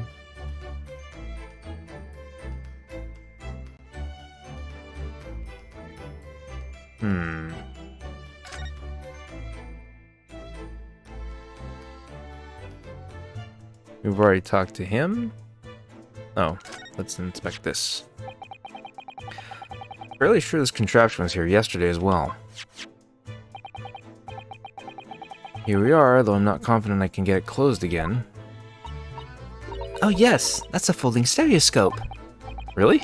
This is a stereoscope? Mr. Shum showed us a picture yesterday that you were supposed to be able to see in 3 dimensions. But for that he used the great big contraption over there. Ah, well, that's for use in public houses and places like that. It contains a carousel with all sorts of pictures inside. But this little thing is a much simpler design for use at home. There are special shops selling prints you can use in them. I have a little collection myself. I wonder if I could make money out of these in Japan. It would beat keeping my toilet sparkling clean anyway. Okay, we've done all that. I think the important thing that I will see is the date.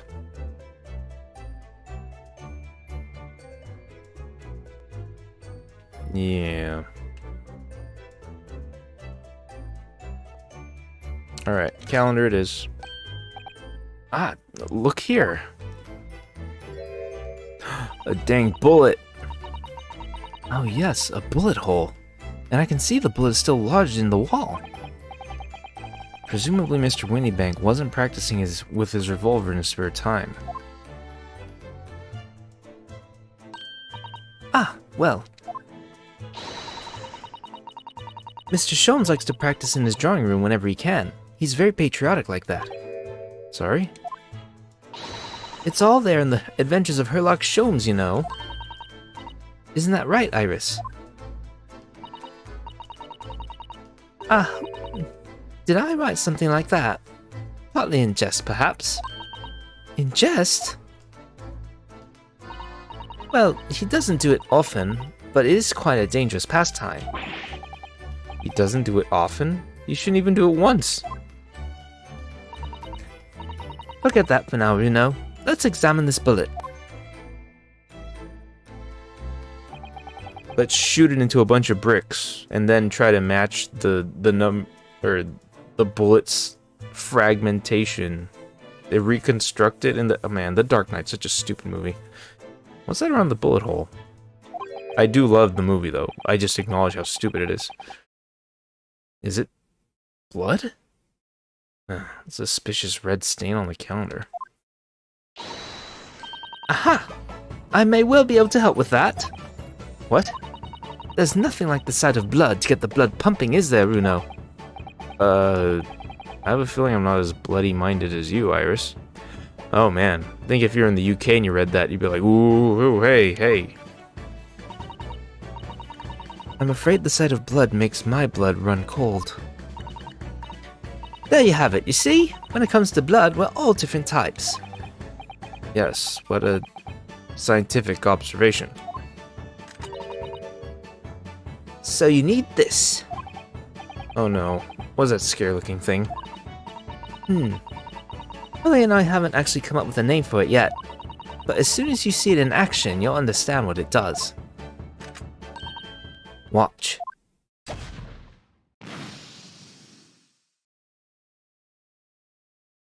Did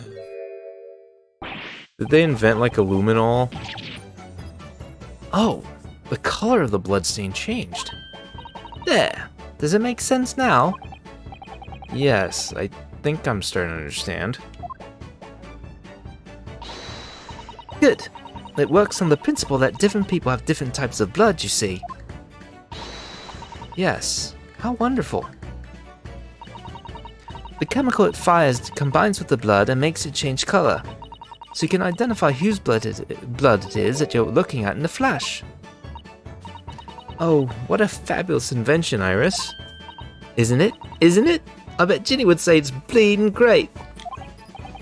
So, whose blood are we looking at then?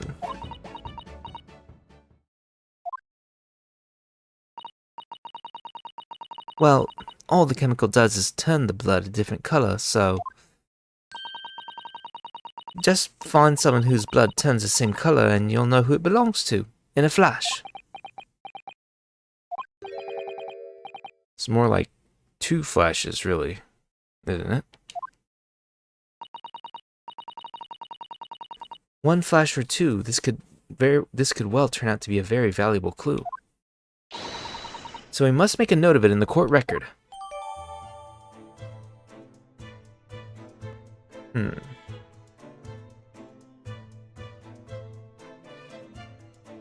A sample of blood analyzed with a special chemical indicator developed by Mr. Sholmes. So this is like this game's version of luminol.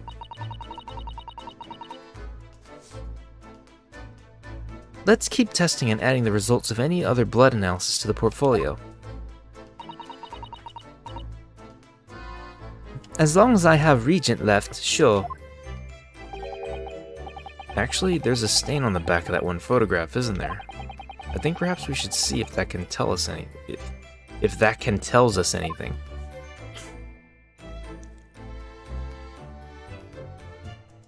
No, we're not even done with that calendar. There are going to be many things along with it. Let's try it again. Green blood. Just seems wrong somehow. Oh, there are all sorts of different colors. There are pretty pinks and purples too, you know. Like I said, everyone's blood is different. I wonder what color my blood would turn out. Actually, I don't want to know.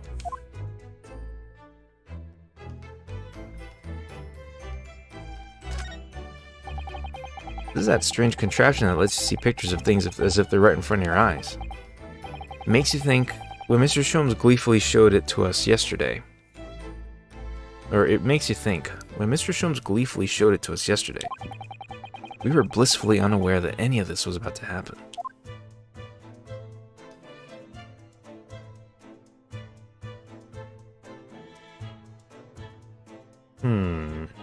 Okay.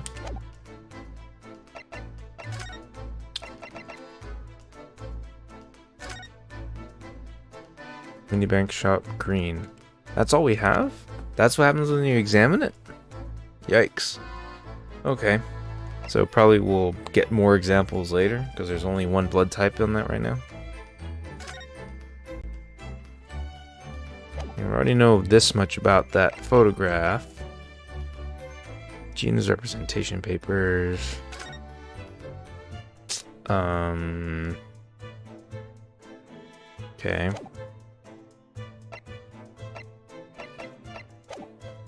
Alright. Back to examining the room. Or wait a minute, I think I just did, didn't I? Yeah, I totally did. My bad. Let's see, where to go?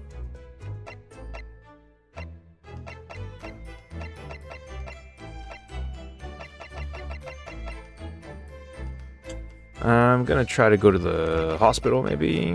Maybe there's something else new there. Nope.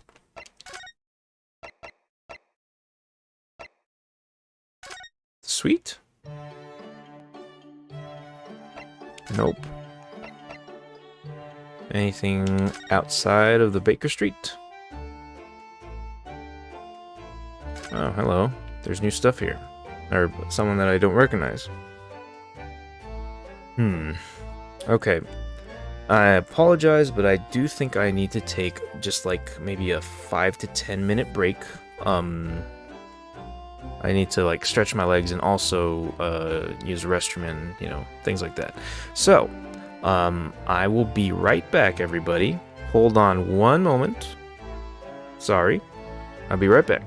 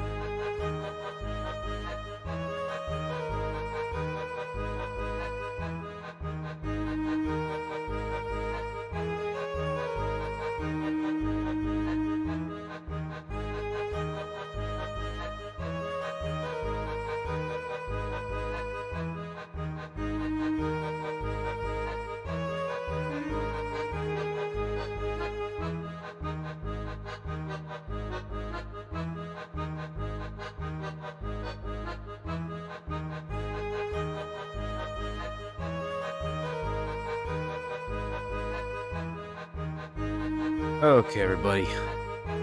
Sorry about that. Ever so sorry. But I am back. Alright, so we came out onto Baker Street, and now we see these people. Let's check out this Juan over here. There's still a Scotland Yard carriage outside Windybanks. I never imagined we'd be investigating a case so close to home. Poor Iris. She's very upset by all this. I'm sorry. I was there. I should have done more. None of this is your fault, Runo. So please, don't apologize. But It's the criminals who are to blame for all this. So let's investigate and work out how to catch them.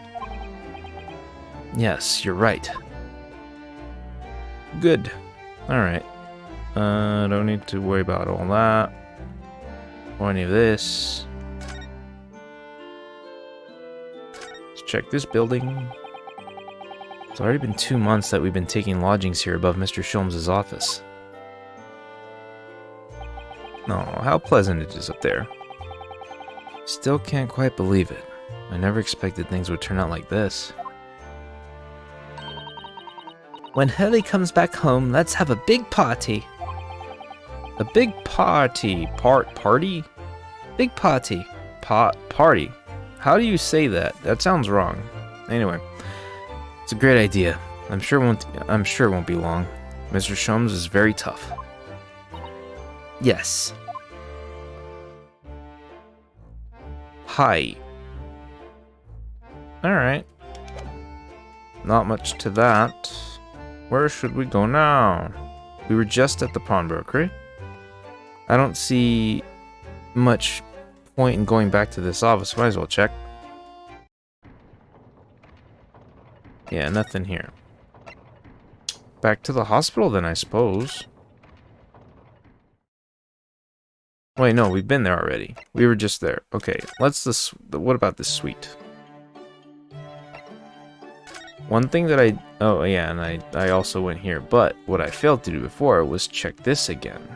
Okay, that's already been checked. How about over this way? Anything here that's sticking out is important right now? Look at this desk. Look at Mr. Sholmes' desk. It's completely clear. Looks totally different without that enormous machine on it. Hurley lives in an absolute mess all the time. Never notices when things go missing. Even Mr. Sholmes must have noticed a huge lump of metal is no longer there, surely. Alright. So we've done all of that. Is there someone I should have been talking to somewhere? What about here?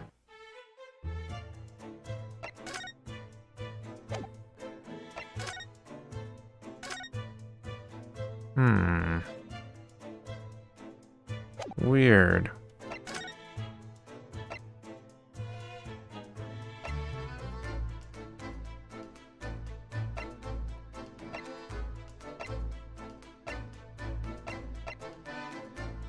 Alright, Baker Street back there for just a second.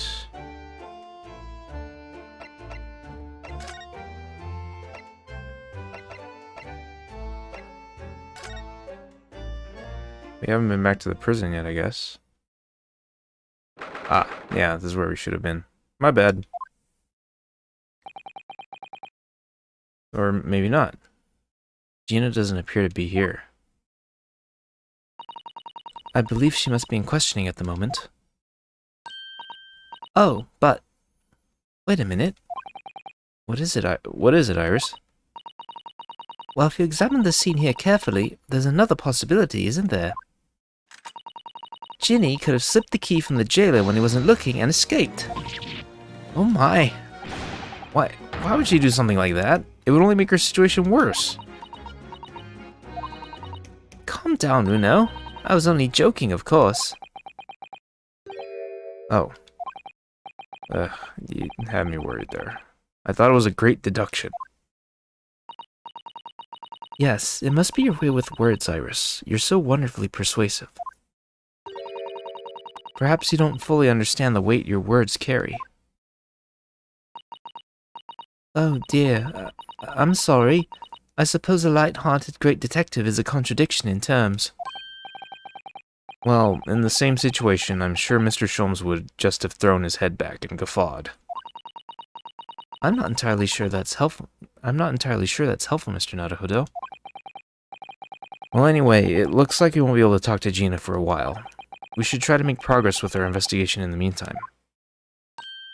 Yes, come along then, Runo. Come along, Susie. I just realized where I should have gone. I'm such an idiot. Back to the stupid pawnbrokers. I need to go into the stupid crime scene. I thought talking to her was done, and I thought my examinations were done, but I was just trying to case the whole area outside before going in here. I forgot that I needed to go in here. I'm sleepy, man. Behind that door is the storeroom, isn't it? That's what Gregsy said.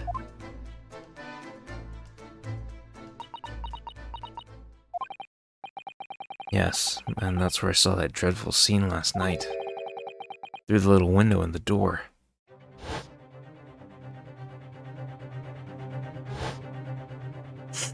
Okay. Yes, we did see that. Mr. Windybank face down on the floor with Gina beside him. As the accused's legal representative, you have the right to examine the scene, Mr. Naruhodo. We must make a thorough investigation. Yes, of course. And we will. Behind that door, that's the real scene of the crime.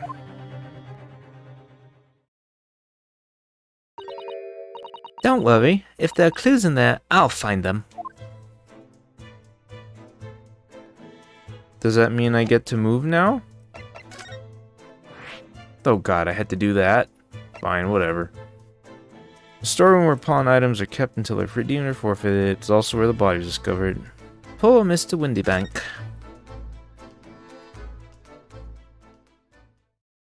Ay, ay, ay.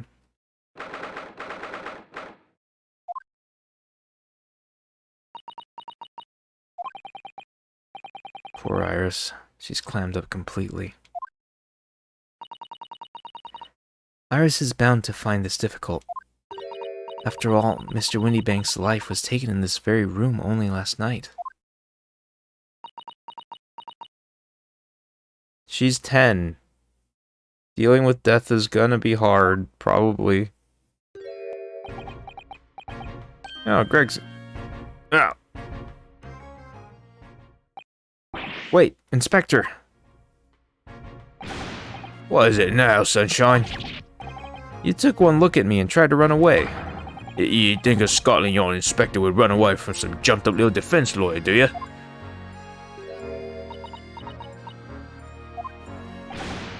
I just... well... I've never seen a ladyship looking like that before as a thing. I don't know what to say to her. So you weren't running away from me, you were running away from a 10-year-old. I'm afraid this is all a little much for young Iris. Some gentle reassurance might go a long way, perhaps, Inspector. Hey.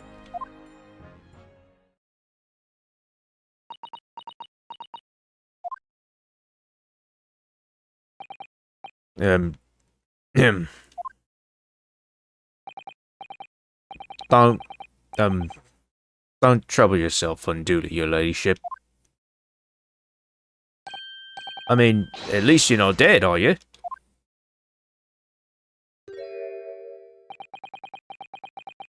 I don't think that went very well. Why?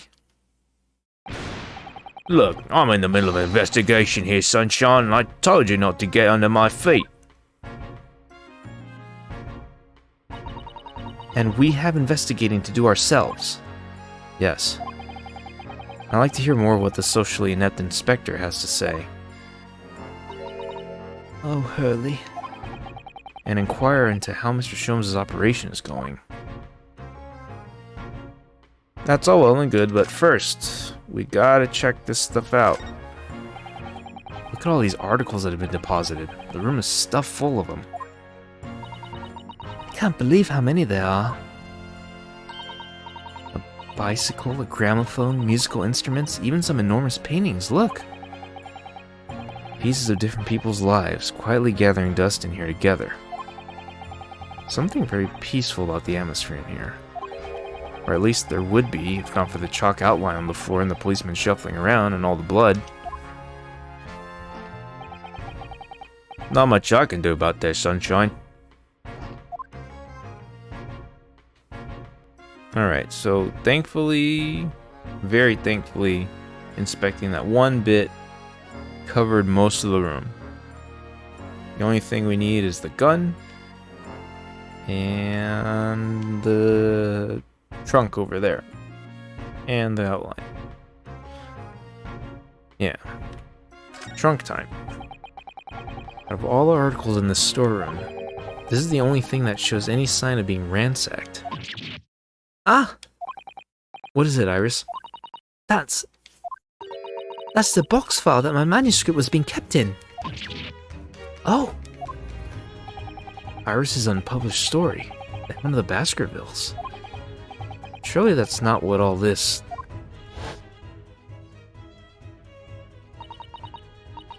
Sorry, Iris, but if you ask me, he sold it. Without telling you. We must check inside the box at once. Yes.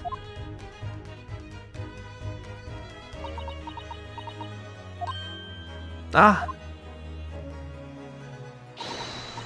It was there. Iris's story was there. Really? It was? Well, that's good news, isn't it, Iris? Yes. I mean, of course I believed Hurley when he said he deposited it here, but still, it's a relief to actually see it. Really? Because it's not a very well hidden frown.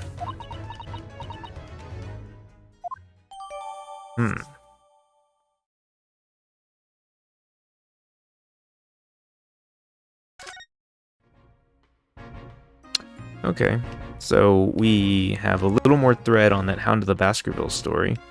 And that's probably going to be what all this supposedly hinges on, because the name of this case is The Unspeakable Story, with the Hound of the Baskervilles like prominently featured in it, so I can only assume that's going to become a bigger deal soon enough.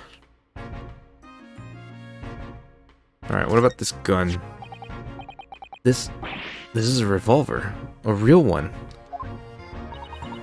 And quite possibly the murder weapon used to take Mr. Windybanks' life.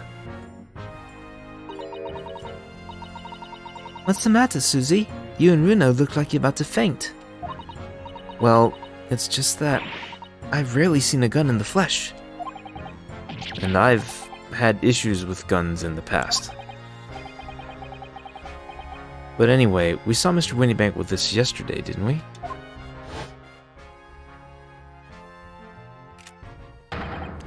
I should have to take my own life.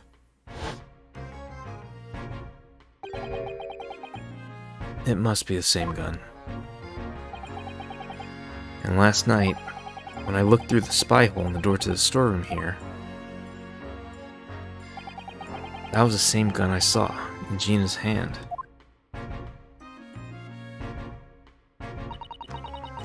Mr. Windybank told us that he only ever had a single bullet loaded in his revolver, didn't he? Well, it's empty now. The one and only bullet he had in his gun has been fired.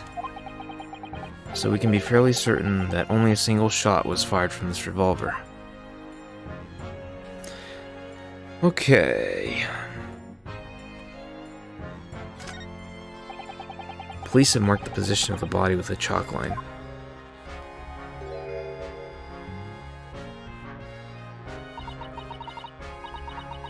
Poor Mr. Windybank. He was a nice old man. Well, he was shot just once through the heart. Most likely the fellow died instantly. He wouldn't have felt a thing.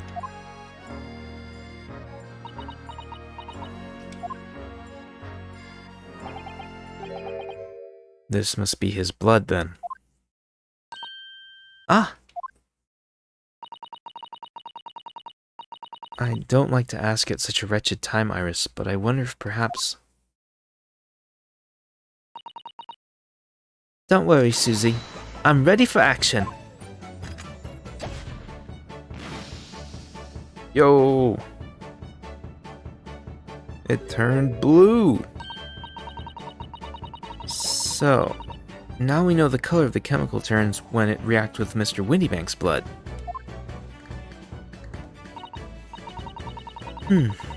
And it doesn't match our analysis of the blood stain we found in the main shop. No, but let's add the sample to the others we've already collected anyway. Alright.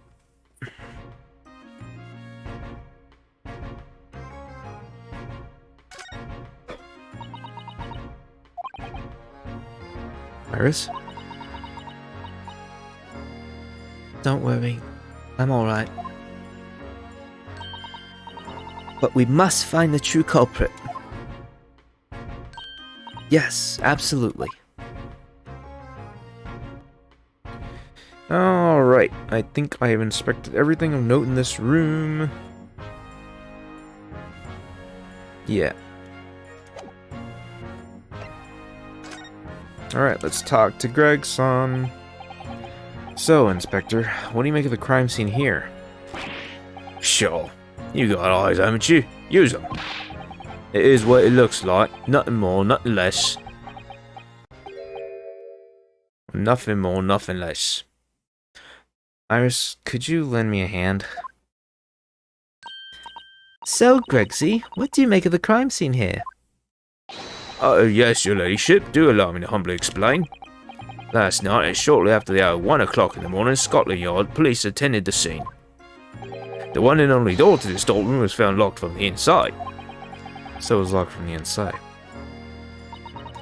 The lock appears to be broken now, though. Was that the police officer's doing? Quite right, ma'am, quite right. We took the liberty of smashing the door in as humbly as possible. Oh. As you can see, the victim was discovered prostrate on the floor, thus-wise. Next to the aforementioned body, we discovered the vile gutter child. Are you talking about Ginny? She's my friend, you know, Inspector.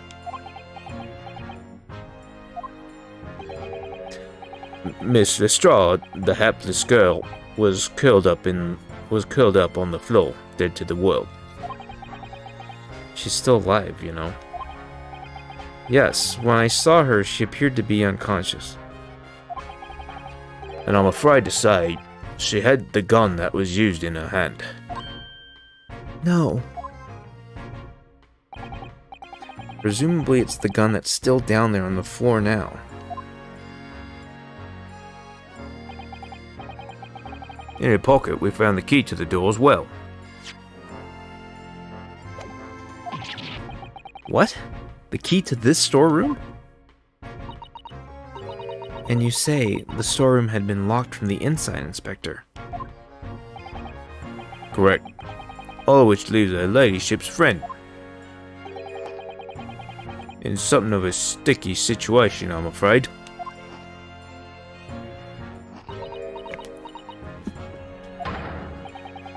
Obviously, my personal opinion is that there's all some sort of misunderstanding. Of course it is. Of course it is, Inspector. Of course it is. Okay. Gregsy, do you know anything about Hurley? Is the operation finished? Is Hurley alright? Is he? Well, the thing is, Don't mince your words, Inspector, please. You don't mean to say that Mr. Sholmes is... No. The operation's done and dusted. It's just that, well... Out with it! Yes, ma'am. They use something called a general anesthetic. It's the latest thing. Renders the whole body insensitive.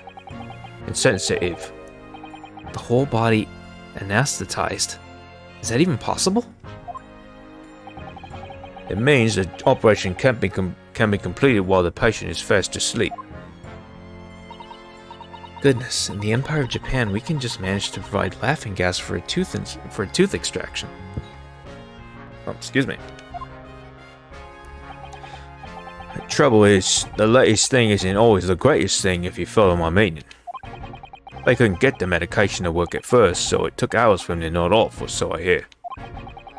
And now that the op's finished, they can't get him to wake up, apparently. Oh my. No one knows if it's the anesthetic still in his system or if the bloke's just plain exhausted. But anyway, all I can do is stand back and watch until he comes round again. Early. The moment he opens his eyes, your ladyship, I swear I shall get the word to you. What a surprise. Even in matters of life and death, Mr. Sholmes has to do things his way.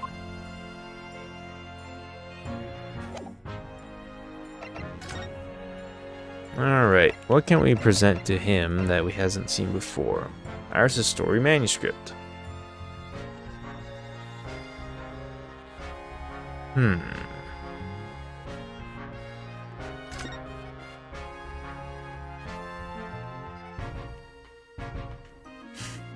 Alright, nothing on that.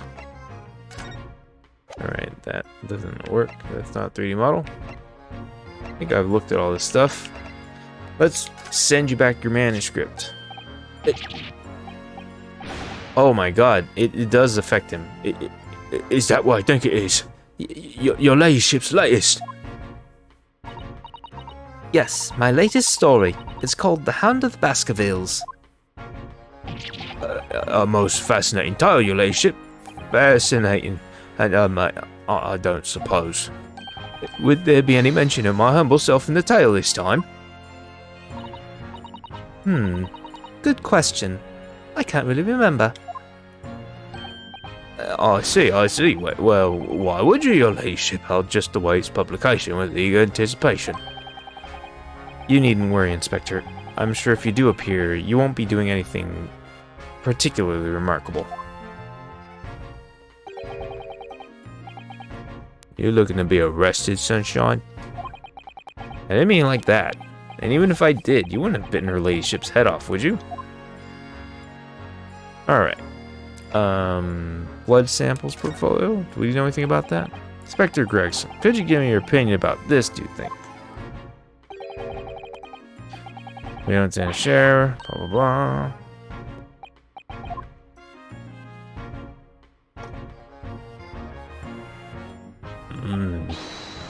Oh, lovely.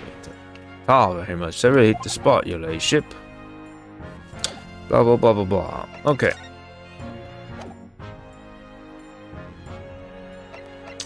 What to do next?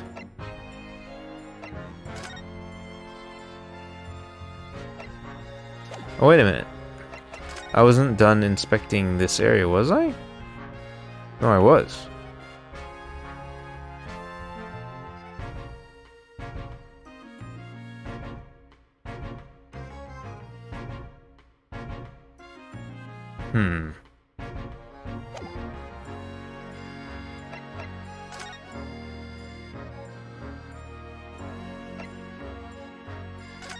Let's go back out to this main shop, maybe.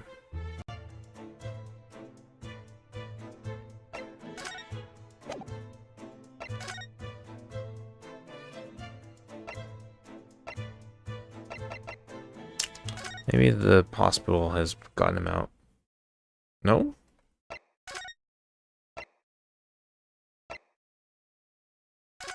Anything in the suite?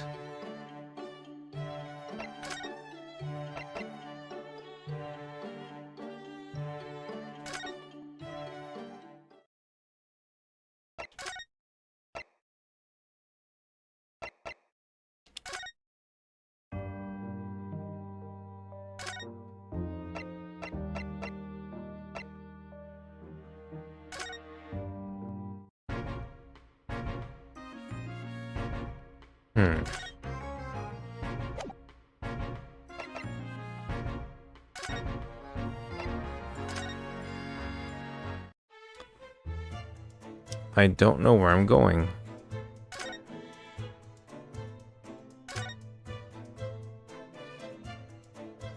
Where am I supposed to go next to get some progress? Did a lot of moving.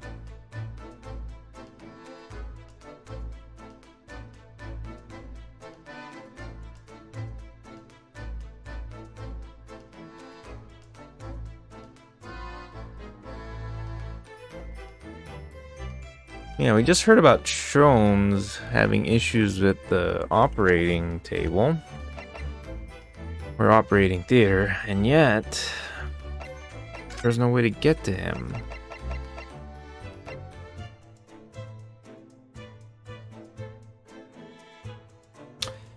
Let's see.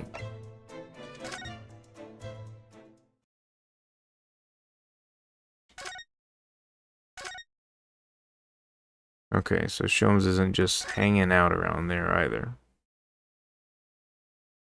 Nothing behind this curtain. Or any of this stuff.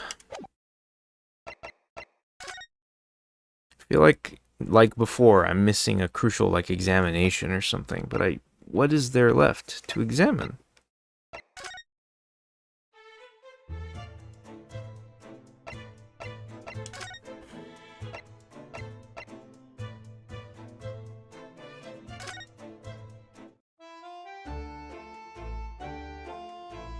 Hmm.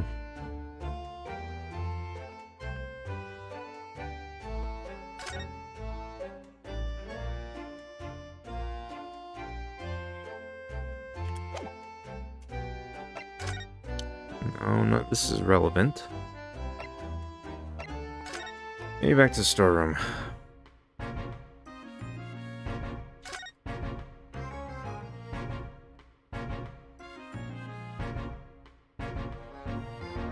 I'm just hovering my cursor around looking for stuff that I haven't done yet.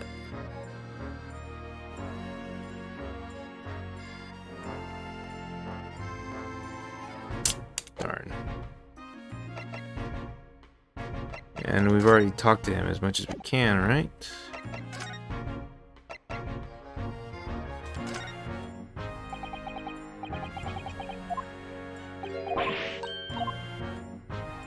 Okay.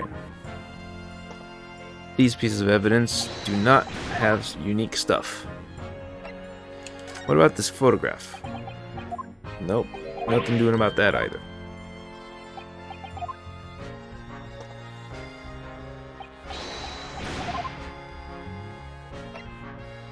This is the last thing I think that would be pertinent to him. But nope, guess not.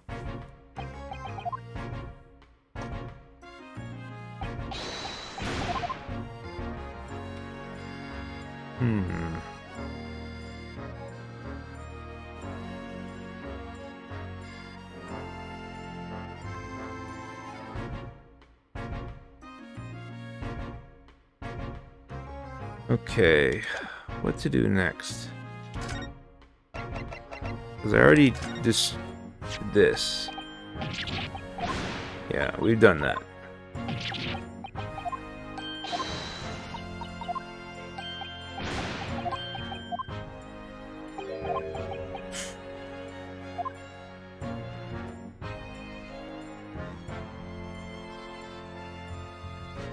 Okay, hold on.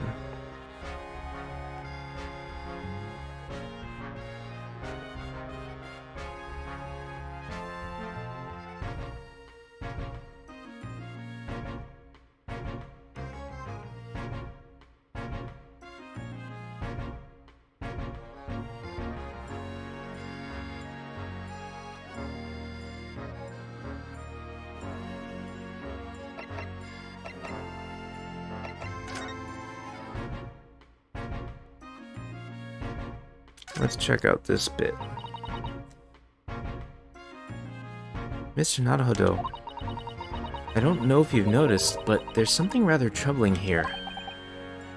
I have noticed. The red smear, you mean? Or, the red smear, you mean? Yes, it looks like blood, doesn't it?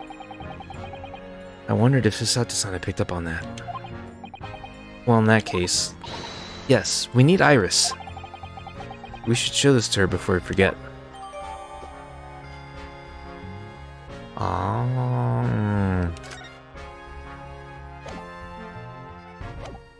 Alright, if our goal is to talk to Iris, then we should talk to her in the main shop. That's where she was. Nope.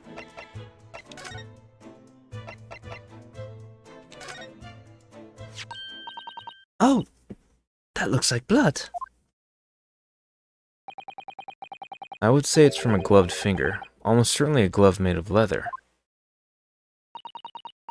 Well, don't worry, Runo. You can leave the rest to me.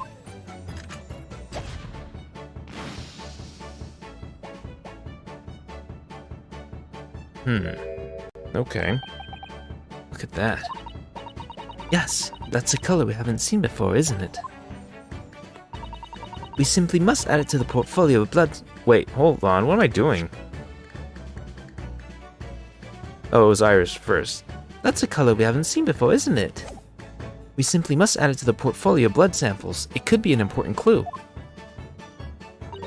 Although, it would be nice to find out whose blood these different colors correspond to at some point. Well, this particular stain of blood. Oh, you've had an idea, haven't you? Do you know whose blood this is? I think I do. Yes, I have an idea whose blood it is. Not from the color turn, but with a little deduction. That's right. I think it's clear. Iris, do you know as well? You know as well? You first, Runo. Who do you think it belongs to? Alright, I believe that this is the blood of...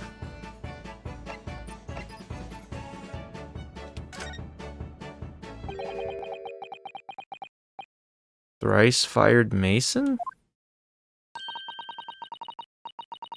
You don't sound very sure of yourself the way you trailed off there. Well, it was 2 months ago now, that case. Of course, I never met the victim, so I'm struggling to remember his name. He was definitely thrice-fired, though. The victim of the omnibus case. Yes, his name was indeed Mr. Thrice-fired Mason. Mr. Thrice-fired Mason. But that would mean that this bloodstain was left on the ticket 2 months ago. Yes, I think it was. Gianna brought this ticket here to Windybanks yesterday. I'm suggesting that the bloodstain was already on it at that time. So it's a smear of blood from the time that Mr. Mason was killed 2 months ago. Something else is coming back to me now. Mr. McGilded was also wearing leather gloves that night.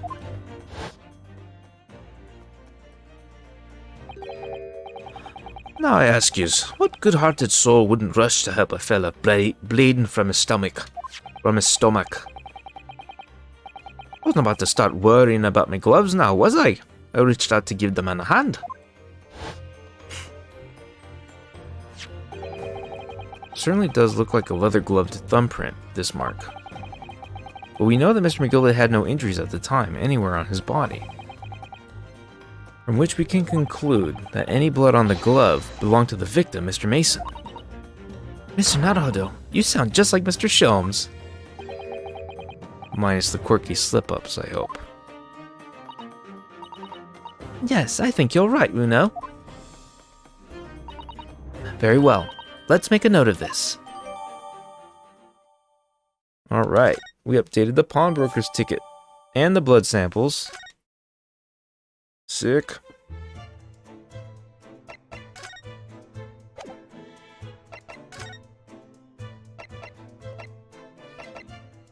Let's have you talk about the manuscript here. Oh, my manuscript. Mr. Sholmes said he deposited it at Windybanks, and he had. But it's so strange. What is it about this particular story? I worked so hard on it. Why would Hurley say I can't publish it? I'm afraid I have no idea. All you can do is wait until he's ready to tell you, I suppose. Oh, maybe it's because Hurley isn't in it enough. Maybe I didn't give him enough good lines. Yes, maybe. I wish I could say that definitely isn't the reason, but I can't. Would you mind if I showed you this, Iris? Blah, blah, blah. Alright. Presentation papers, maybe? Oh, yeah. Poor Ginny. This is all my fault, really. But she'll be alright, won't she? In court tomorrow, I mean. I'll defend her with everything I've got. So, she'll be alright, won't she? Am I that bad in instilling confidence?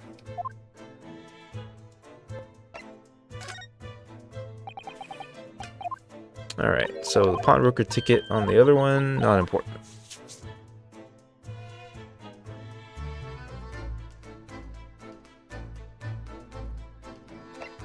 And what do you know about my armband? No. No unique dialogue for the armband. Alrighty.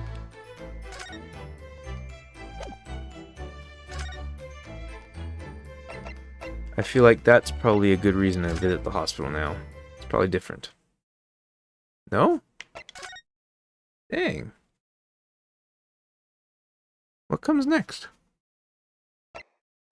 Prison? No.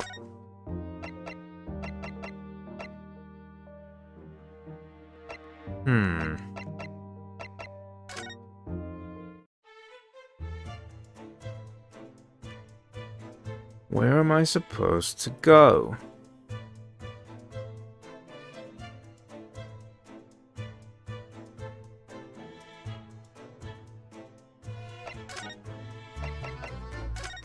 Let's go here. Alright, I'll be honest. I have been consulting that spoiler-free walkthrough just for, like, the next step here. All I know is that I'm supposed to be here with Tobias. I need to do something.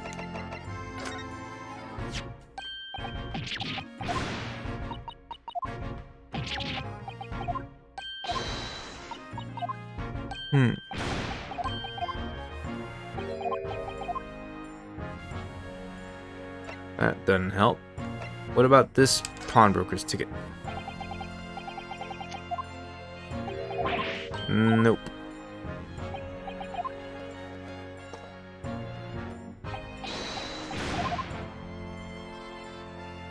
Okay. Maybe this updated portfolio will help. No? Okay.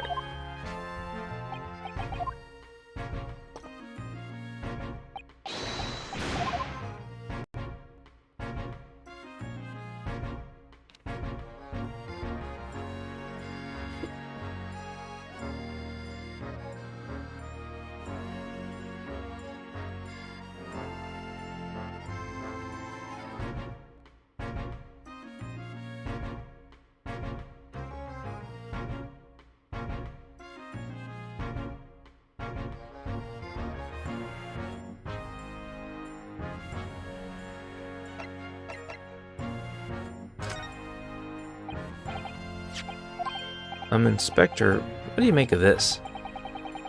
Ah, what have we here then? A redemption ticket for an article deposited here, is it? Looks like someone ran out of office stationery and wrote the ticket on whatever paper was to hand. I guess it is to hand. That's like a thing they say.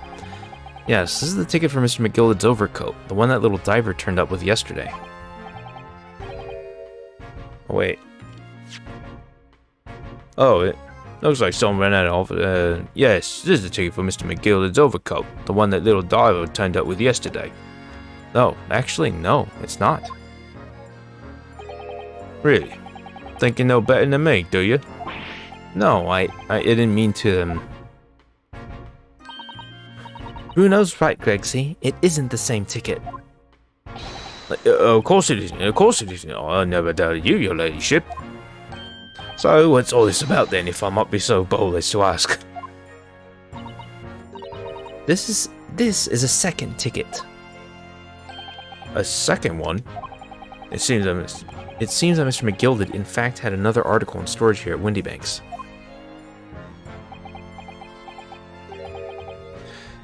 Is that right? I think we need to discuss this further with the inspector, Mr. Naruhodo. Oh good, because he's ever so easy to talk to.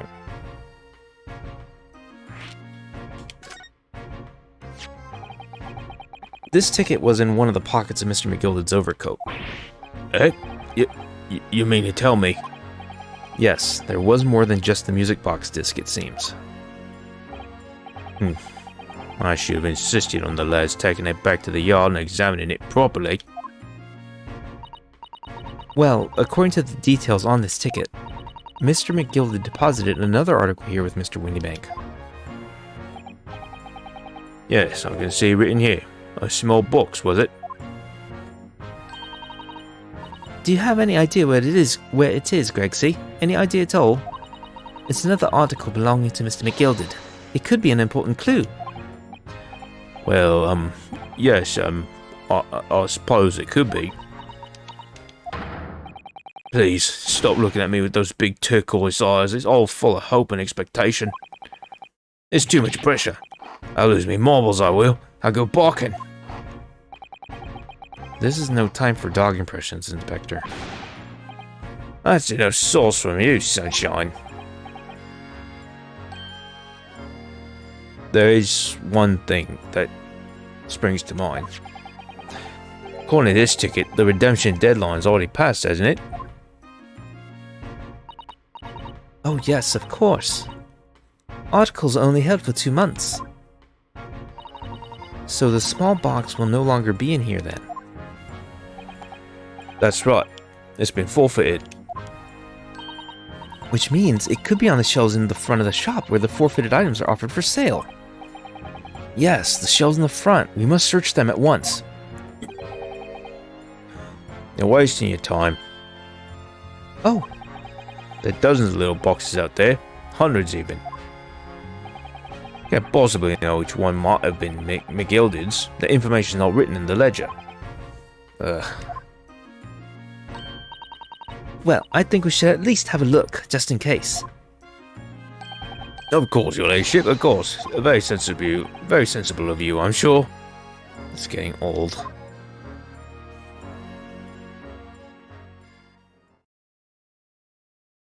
Whoa! Dong, dong. Never die. Ah! I nearly jumped out of my skin there. How can Mr. Windybank set such a wicked trap? I doubt he set out to scare anyone.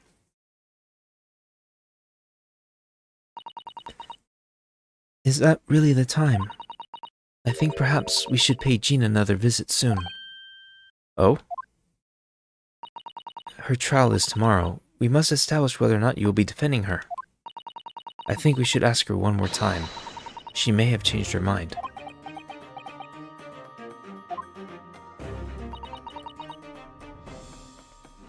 Don't you remember, Runo? You told her she could rip up the representation papers if she didn't want you to be her lawyer. Really? Did I say that? Yes. Yes, you did. The deadline for submitting the paperwork is fast approaching. In that case, we'd better hurry back to the prison and talk to Gina again.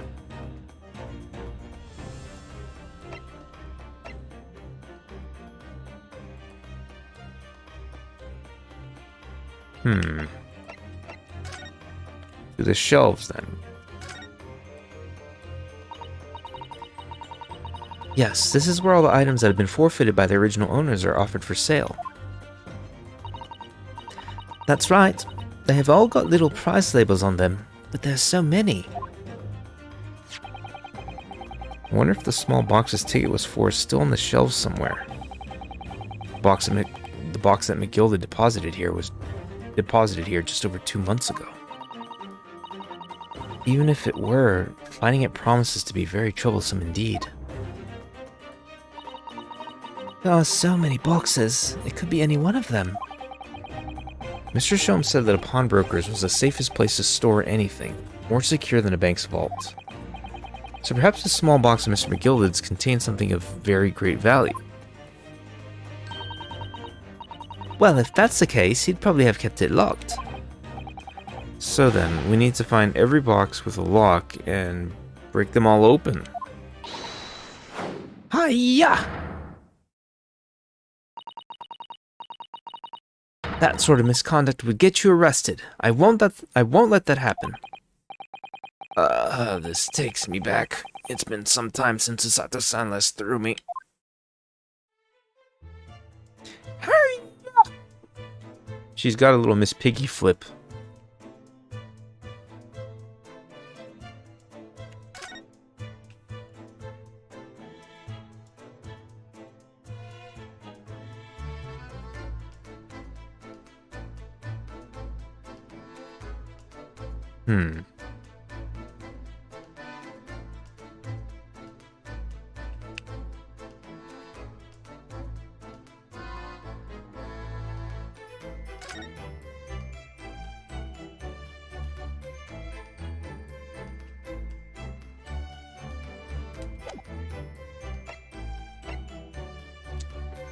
Let's see here.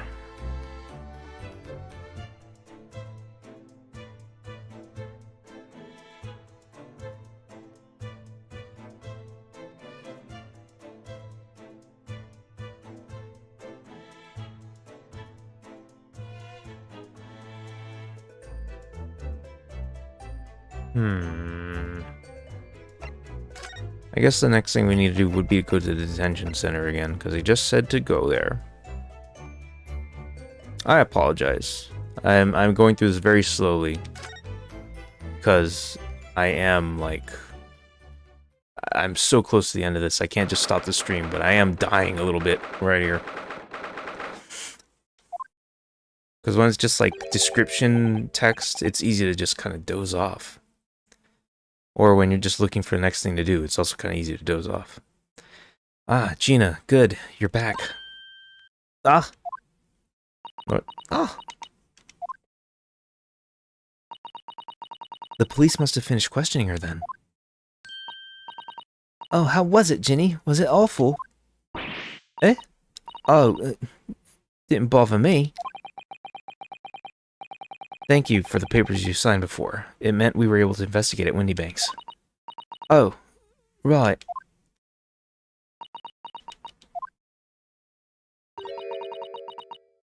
Don't you want to know how we got on? How we got on? We've been ever so busy. What's the point in asking? Won't change what everyone's saying, that I did it. That's not... Gina, we came to ask for your final decision. Eh? What decision? About tomorrow's trial. Will you let me defend you or not? I must submit the paperwork now if you'd like Mr. Naruhodo to represent you. Right, I see. She's really lost her fight all of a sudden. But I know what that feels like. The worry is just so hard to bear.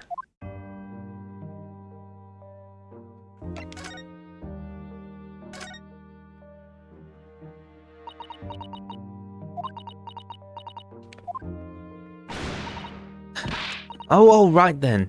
Blimey, give it a rest with them eyes, Iris. So come on then, fill us in. Who done it? Unfortunately, we don't know that yet. You don't say.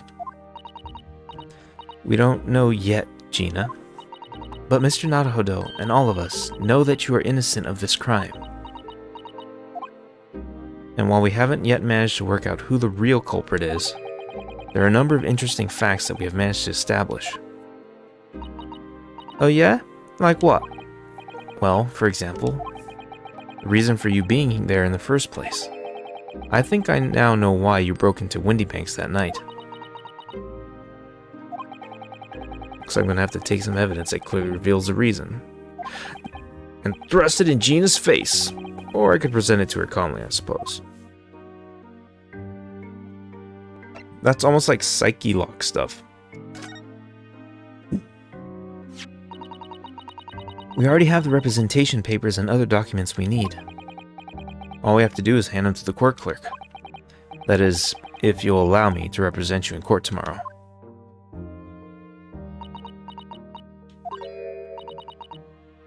Nah, don't bother. Ginny, rip 'em up and chuck 'em, would you? representation papers or whatever they're called. This cell ain't fancy enough to have a bin. So, what will you do in court tomorrow?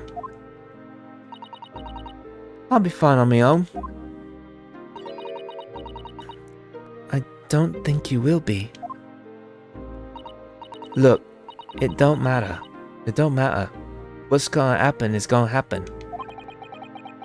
This is one stubborn pickpocket. Alright, time to present to you this redemption ticket. Do you see this pawnbroker's ticket, Gina? It's the one you took to Windy Banks, isn't it? The one for that black overcoat that you're wearing now. Huh? What, that? I don't know. They all look the same to me, those tickets. Surely not. Well, this one has a very obvious mark on it. That would appear to be blood. Huh? Does that ring any bells? I don't know. It all looks the same to me, blood. And they all sound the same to me, these answers. Suspicious. Okay, what about this pawnbroker's ticket? Here, Gina, look at this.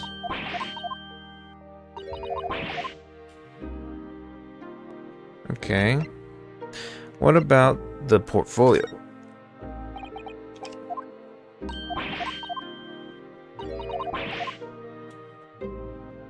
Wait a minute. What was that?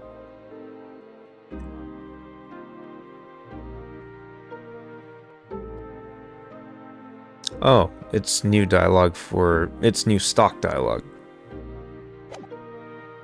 Whatever. That's fine. What about this manuscript? Do you know anything about it? We found this in Mr. Windybank's storeroom. The manuscript of Iris's latest story. Ah! Oh. Right. Well, that's good then. Curiously, the storeroom at Windybanks showed no sign of being ransacked for items of value or the like. With one exception. The box file that housed this manuscript. It was you, wasn't it, Gina, who broke open the box containing this manuscript last night? Eh? You were determined to find out whether or not the Hound of the Baskervilles was really there. That's the real reason you broke into the storeroom last night, isn't it? Ah! Why don't you tell us what happened? Please.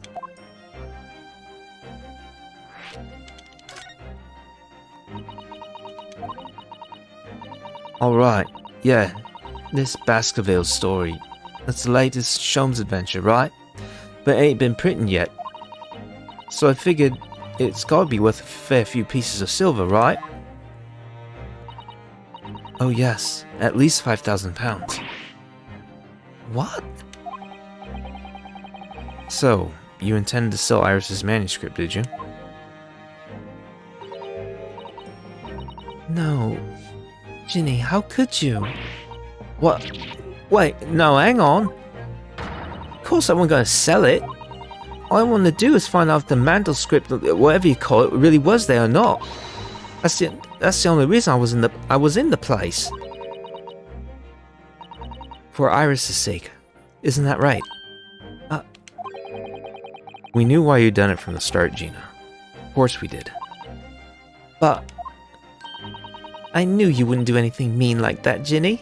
I just knew it. Well, when I saw the manuscript in the storeroom, it reminded me of what you'd said the night before. Grown-ups do a lot worse than that, believe me. Barefaced liars, a lot of them. You just ain't realized it yet.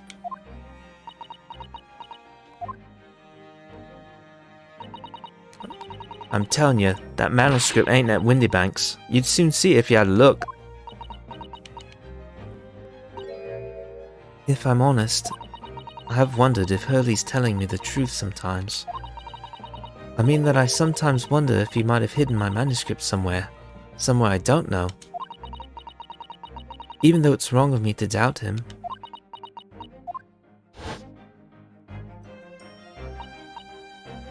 Oh, Ginny, that was so sweet of you. Alright, alright. I'll tell you why I did it. Just stop looking at me like that, Iris.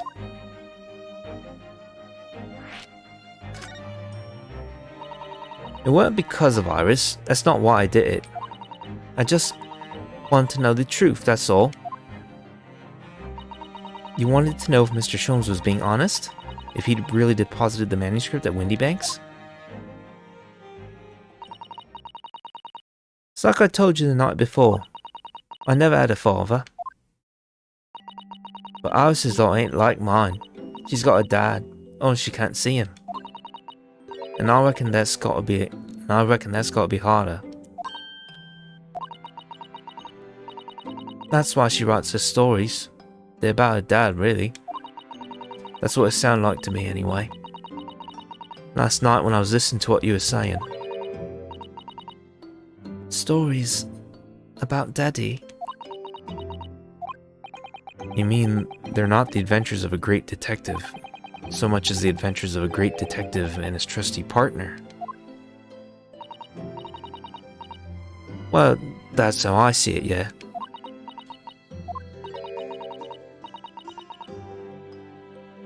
You're so thoughtful and so kind, Ginny. Yes, and we never thought any differently, did we? Look, give it a rest, will you? I hate all this chummy nonsense, dear. I hate it. I don't trust no one, alright? That's how I work. Because if you don't trust no one can let you down. So leave me alone. Go on, Scarpa. You tsundere motherfucker. I'm sick of you. I've had it with your attitude. I hadn't noticed until now, but it's unmistakable. Right there on both sleeves of that overcoat are some very suspicious red stains. What? Why look at me like that? I think it might be worth presenting some of our other findings in that area to Gina now.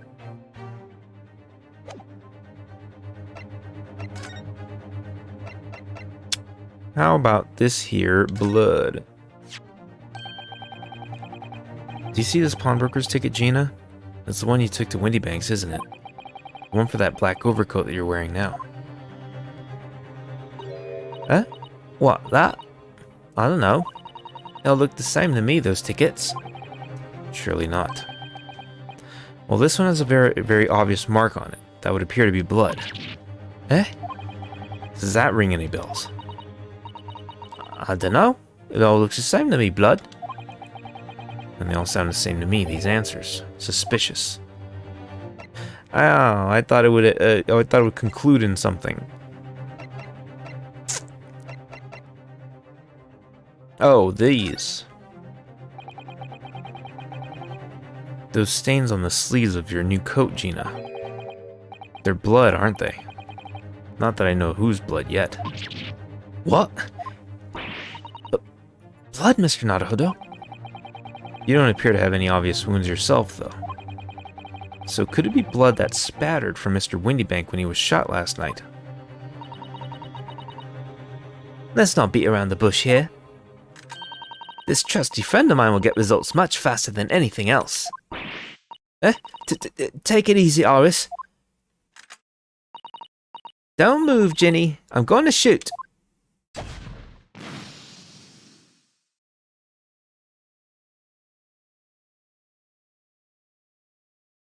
Ooh. Poiple. Oh. Oh my. What the? Get the sleeves. The whole coat is covered in blood. I mean, never mind. The whole coat is covered in blood. Of course. The black color of the fabric was masking the stains. That's why we haven't seen them until now. And the blood has reacted with the chemical to turn a purple color, which matches one of the samples we've already collected perfectly. Yes, now let's see, who had the purple blood? Aha! Yes, it was the brickmaker, Mr. Mason, the victim of the murder case 2 months ago. I knew it. What you all on about? The victim? What do you mean?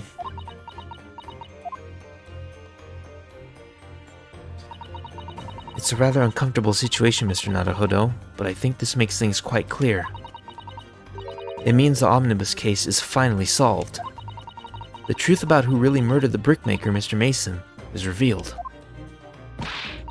Oi, would someone explain what's going on? Stop telling half a story.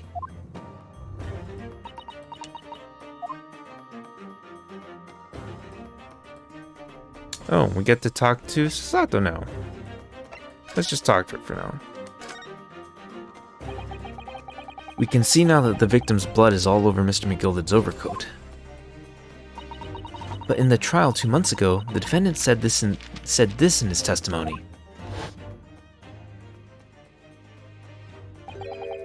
Now I ask yous, what good-hearted soul wouldn't rush to help a fella bleeding from his stomach? I wasn't about to start worrying about my gloves now, was I? I reached out to give the man a hand. But if you look at this overcoat now, it's clear. These stains couldn't have arisen from McGilded trying to pull the victim to his feet. No, if that was what had really happened, the blood wouldn't have splashed all over the front of the coat.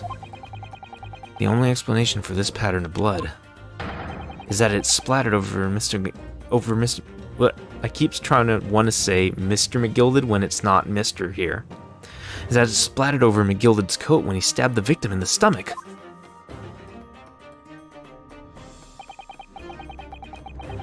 I've tried to run from the truth for long enough, but there's no escaping it now. The true culprit in that case, Mr. Mason's killer, was Magnus McGilded.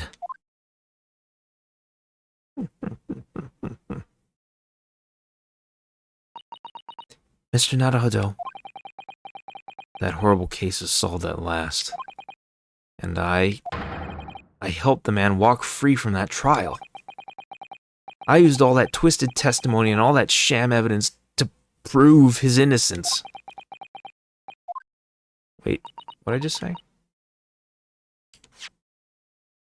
How could I have let that happen?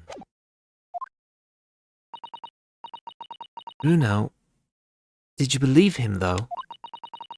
Did you believe Mr. McGilded was innocent? I believed, or rather, I think I was trying to believe. I wanted to. Because believing in those you represent in court is a defense lawyer's greatest weapon. A weapon?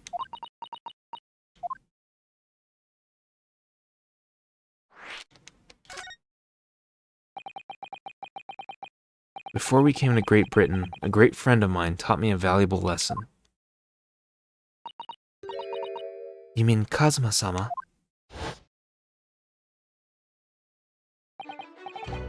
Listen, Ryunosuke. We lawyers are only human. We can't know for sure what is the truth and what is a lie. Which is why we must resort to our primary weapon. An unwavering belief in our clients. That's all we really have. Unwavering belief? Only when we truly believe what our clients tell us can we fight with everything we have for their cause. In any battle, there can be no victory without faith. So I believe you, unwaveringly. What a cool guy.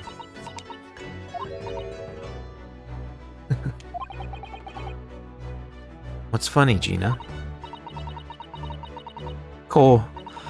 Sounds like in this empire Japan you come from, everyone must be soft.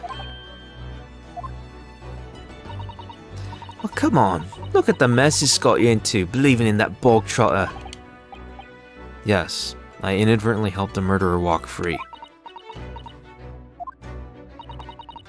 Well, at least you've learnt your lesson now, eh? Believing in people's never worth it. Someone always stabs you in the back in the end. As soon as you let down your guard, you've had it. Take a leaf out of my book. Believe no one, get hurt by no one. Oh wait, believe no one, get hurt by no one. Gina, may I ask you something? What? I'd just like to make absolutely sure. What would you like us to do with these representation papers for tomorrow's trial? How many times do I have to say it? Rip them up and chuck them away. Are you really sure that's what you want? Bet that's what he wants and all now, Mr. I'm a Believer lawyer over there. Don't forget it was me in that trial 2 months ago. I led everyone up the garden path, didn't I? And you're telling me you can believe in me after that? Not likely. Well, Mr. Naruhodo?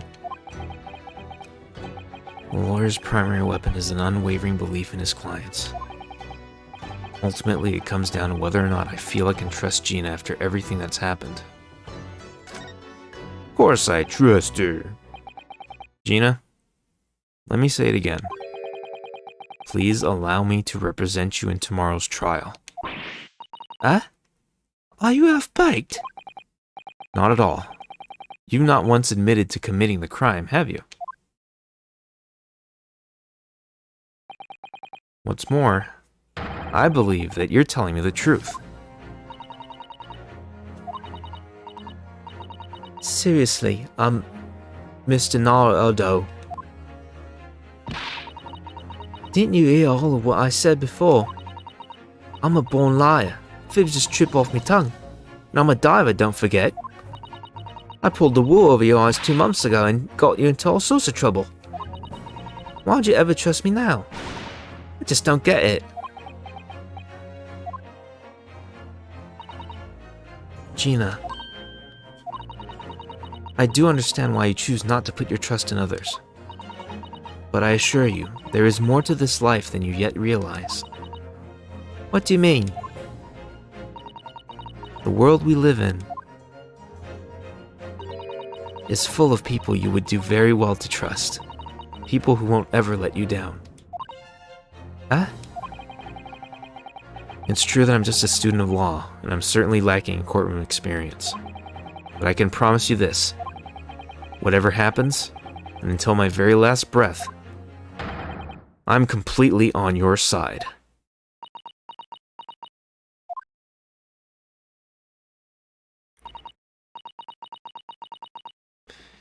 What do you expect me to say to that?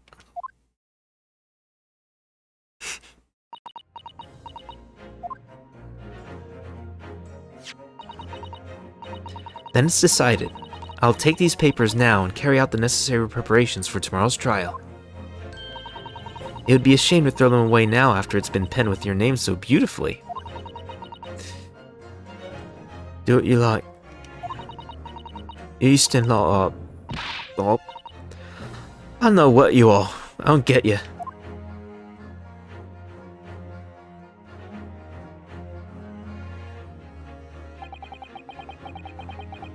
Gina's taken herself off to the back of her cell. She'd never admit it, but I hope she's feeling relieved. That turned out alright in the end, I think.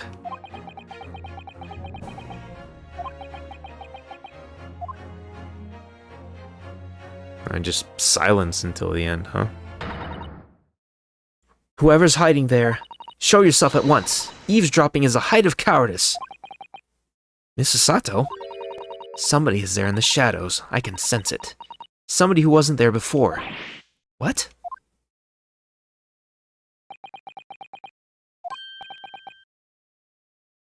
Blimey, you're sharp. Wait, blimey, you're sharp, eh? Who's this? Oh, blimey, you're sharp, huh? I suppose they were using one of those mystic Japanese arts, like the art of stealth I've heard so much about. If anyone was being stealthy, it was you, Inspector. Craigsy? Oh, dear me, I'm most terribly sorry, your ladyship. I didn't mean to startle you. How long have you been listening in on our conversation? Grief, listening in? No. I just got word that there were some visitors who were refusing to leave, even though it was after hours. I assure you, ladyship, I only just arrived this very minute, not a moment earlier. That's all it is. Nothing untoward. Nothing at all. After hours? Is it that late already? So then, I'll humbly excuse myself now, your ladyship. Ta-ta, toodaloo, cheerio, all the best, bye and bye. It's a lot of farewells. Not one of them appropriate for her ladyship. Oh, but I wanted to have a chat. I'm terribly sorry, but time is pressing at the minute. Oh, I see. That's a shame.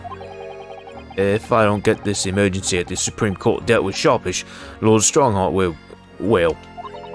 Emergency? Lord Strongheart?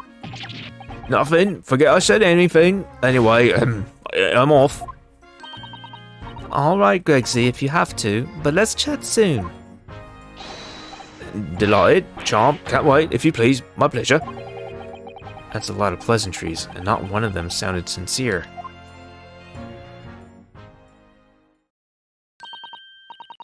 Gregsy's so funny. He says such silly things. It's certainly entertaining to see an inspector of the police fawning to a 10-year-old girl. But anyway, I wonder what this emergency is at the Supreme Court. I must attend the court clerk's office now before it closes. Yes, of course. Thank you, Mrs. Sato. No. Kindly escort Iris home now, Mr. Naruhodo. I shall meet you there later.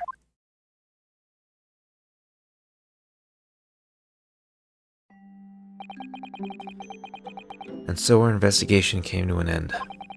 Susato-san went to file the necessary papers for my defense of Gina the following day. And then it hit me. I could no longer suppress the wretched feeling that had been gnawing away at my insides. Tomorrow, Susato-san would be leaving. Leaving Britain and making her way back to Japan.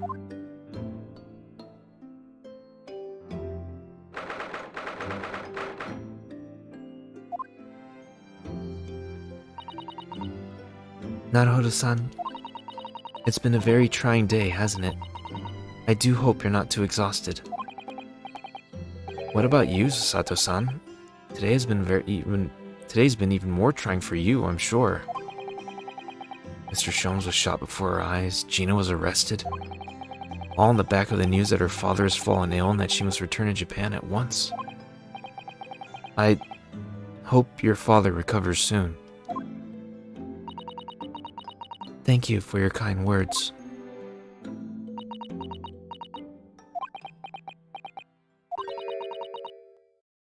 I wonder why it is that so many thoughts rage in my head like a storm, and yet I seem unable to find the words to express any of them.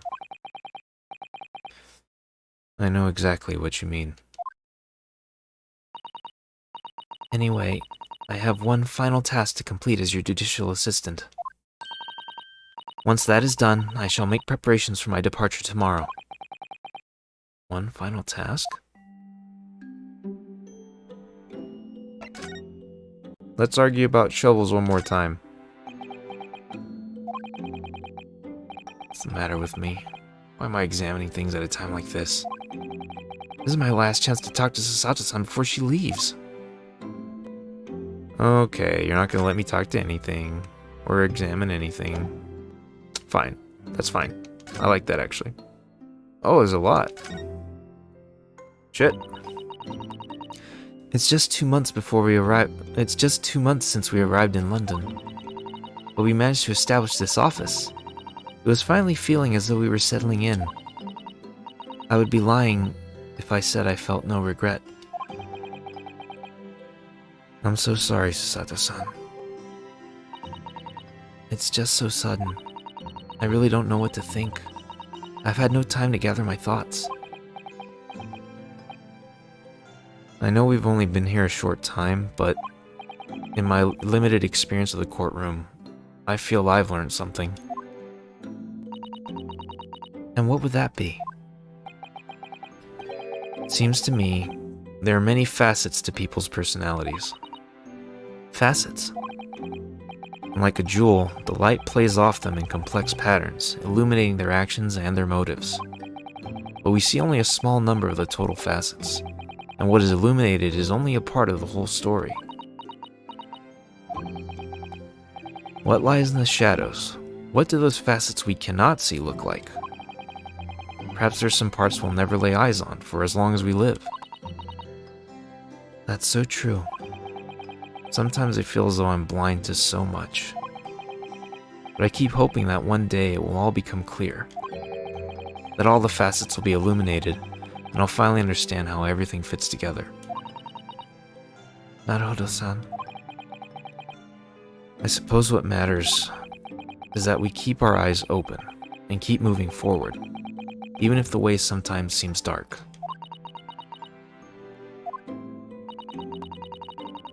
It's amazing to think it's just been 2 months, or it's been just 2 months. You've grown so much. Sorry? I've what? Oh no, it was nothing. Unimportant.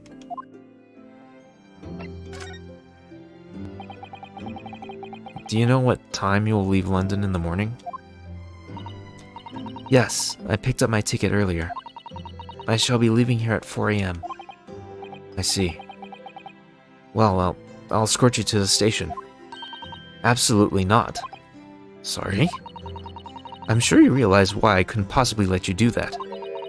You have a very important day ahead of you tomorrow. Gina's trial. Yes, I know, but every word you utter will have the potential to determine Gina's fate. You must get as much rest as possible, even though, like me, I'm sure you'll find it hard to sleep. But please, for me, do try.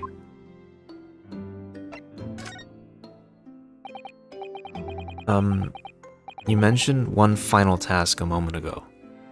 What did you mean? Oh my, I nearly forgot. Please, I want you to have this. What's that? Some huge bundle of documents. It's my notes, from the case 2 months ago. The murder that was committed on the omnibus. The McGilly case. It seems to me that this case of Mr. Windybank's murder, of which Gina is accused, is very much tied up with that omnibus case, in ways that are not yet completely apparent. So I took the liberty of consolidating my writings about the case for you. With everything else she's had to think about, Susato-san still managed to do this, and all neatly laid out for me in her beautiful handwriting. It was my pleasure. I can only hope that it will bolster your case tomorrow for Gina. Thank you so much, Susato-san. I'll do my best to use it wisely. You really are the best judicial assistant in the world. Well, that's extremely flattering. But I'm sorry to say that I've been a complete failure. Sorry? I didn't quite catch what you said there. Oh, ignore me. I was just mumbling to myself.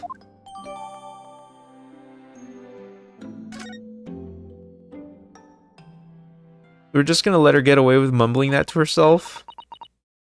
Oh man, that sucks. I don't like that. Well, it's getting rather late. I think you should go to bed now, Naruto-san. I must finish packing up my things in my room. Sato-san, I wish you the very best of luck tomorrow. Oyasumi nasai. Wait. There's something I need to say. Holy shit.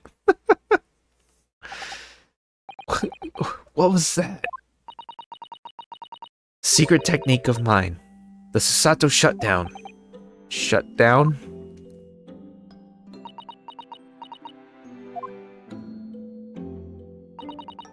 Please, I implore you. If we have to voice our goodbyes, I won't be able to hold back my tears.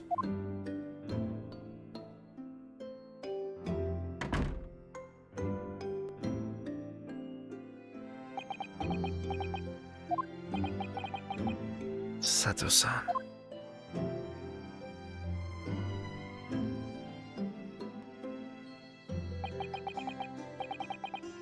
It truly had been a trying day. On our feet for hours, getting Gina to open up to us, and learning the truth about that nemesis of a case.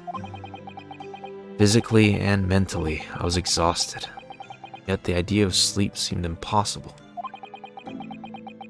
But I forced myself to close my eyes, and as a cacophony of scenes of our lives here in London played through my mind, eventually, fatigue triumphed and I fell into a deep sleep.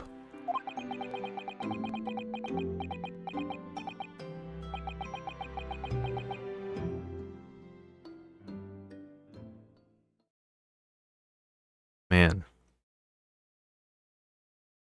They're right. What an emotionally draining day for them. The small hours? Oh, in the hospital.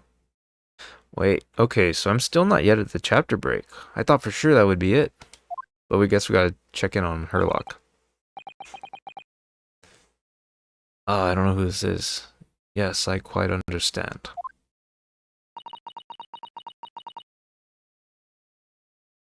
Should I just assume this is Herlock? That is a great weight off my mind.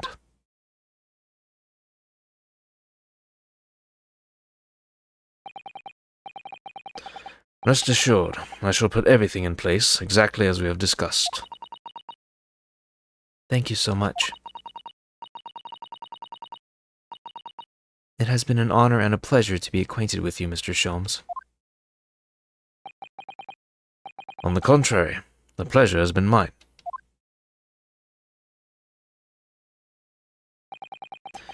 I bid you farewell, and Godspeed.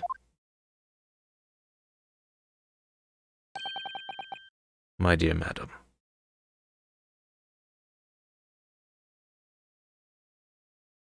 Well, he's looking pretty good. Oh man. Got Sato working like a Batman plan.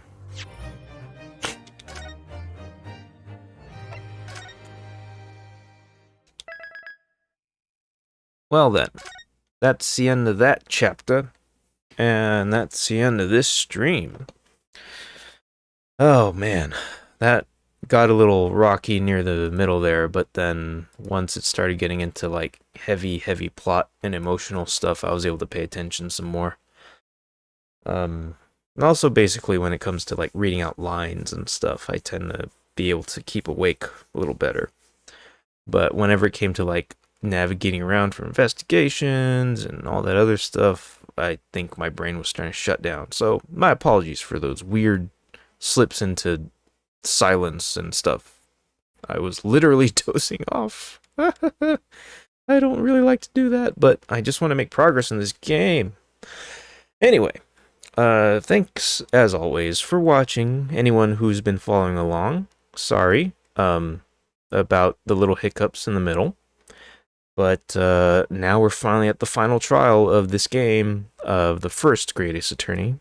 There is still another second game inside this package, so there will come a time when we have to address that. But yeah, first things first. This game, that'll be the end of it. And I think there's at least 2 more chapters of trial stuff. So yeah, more things coming.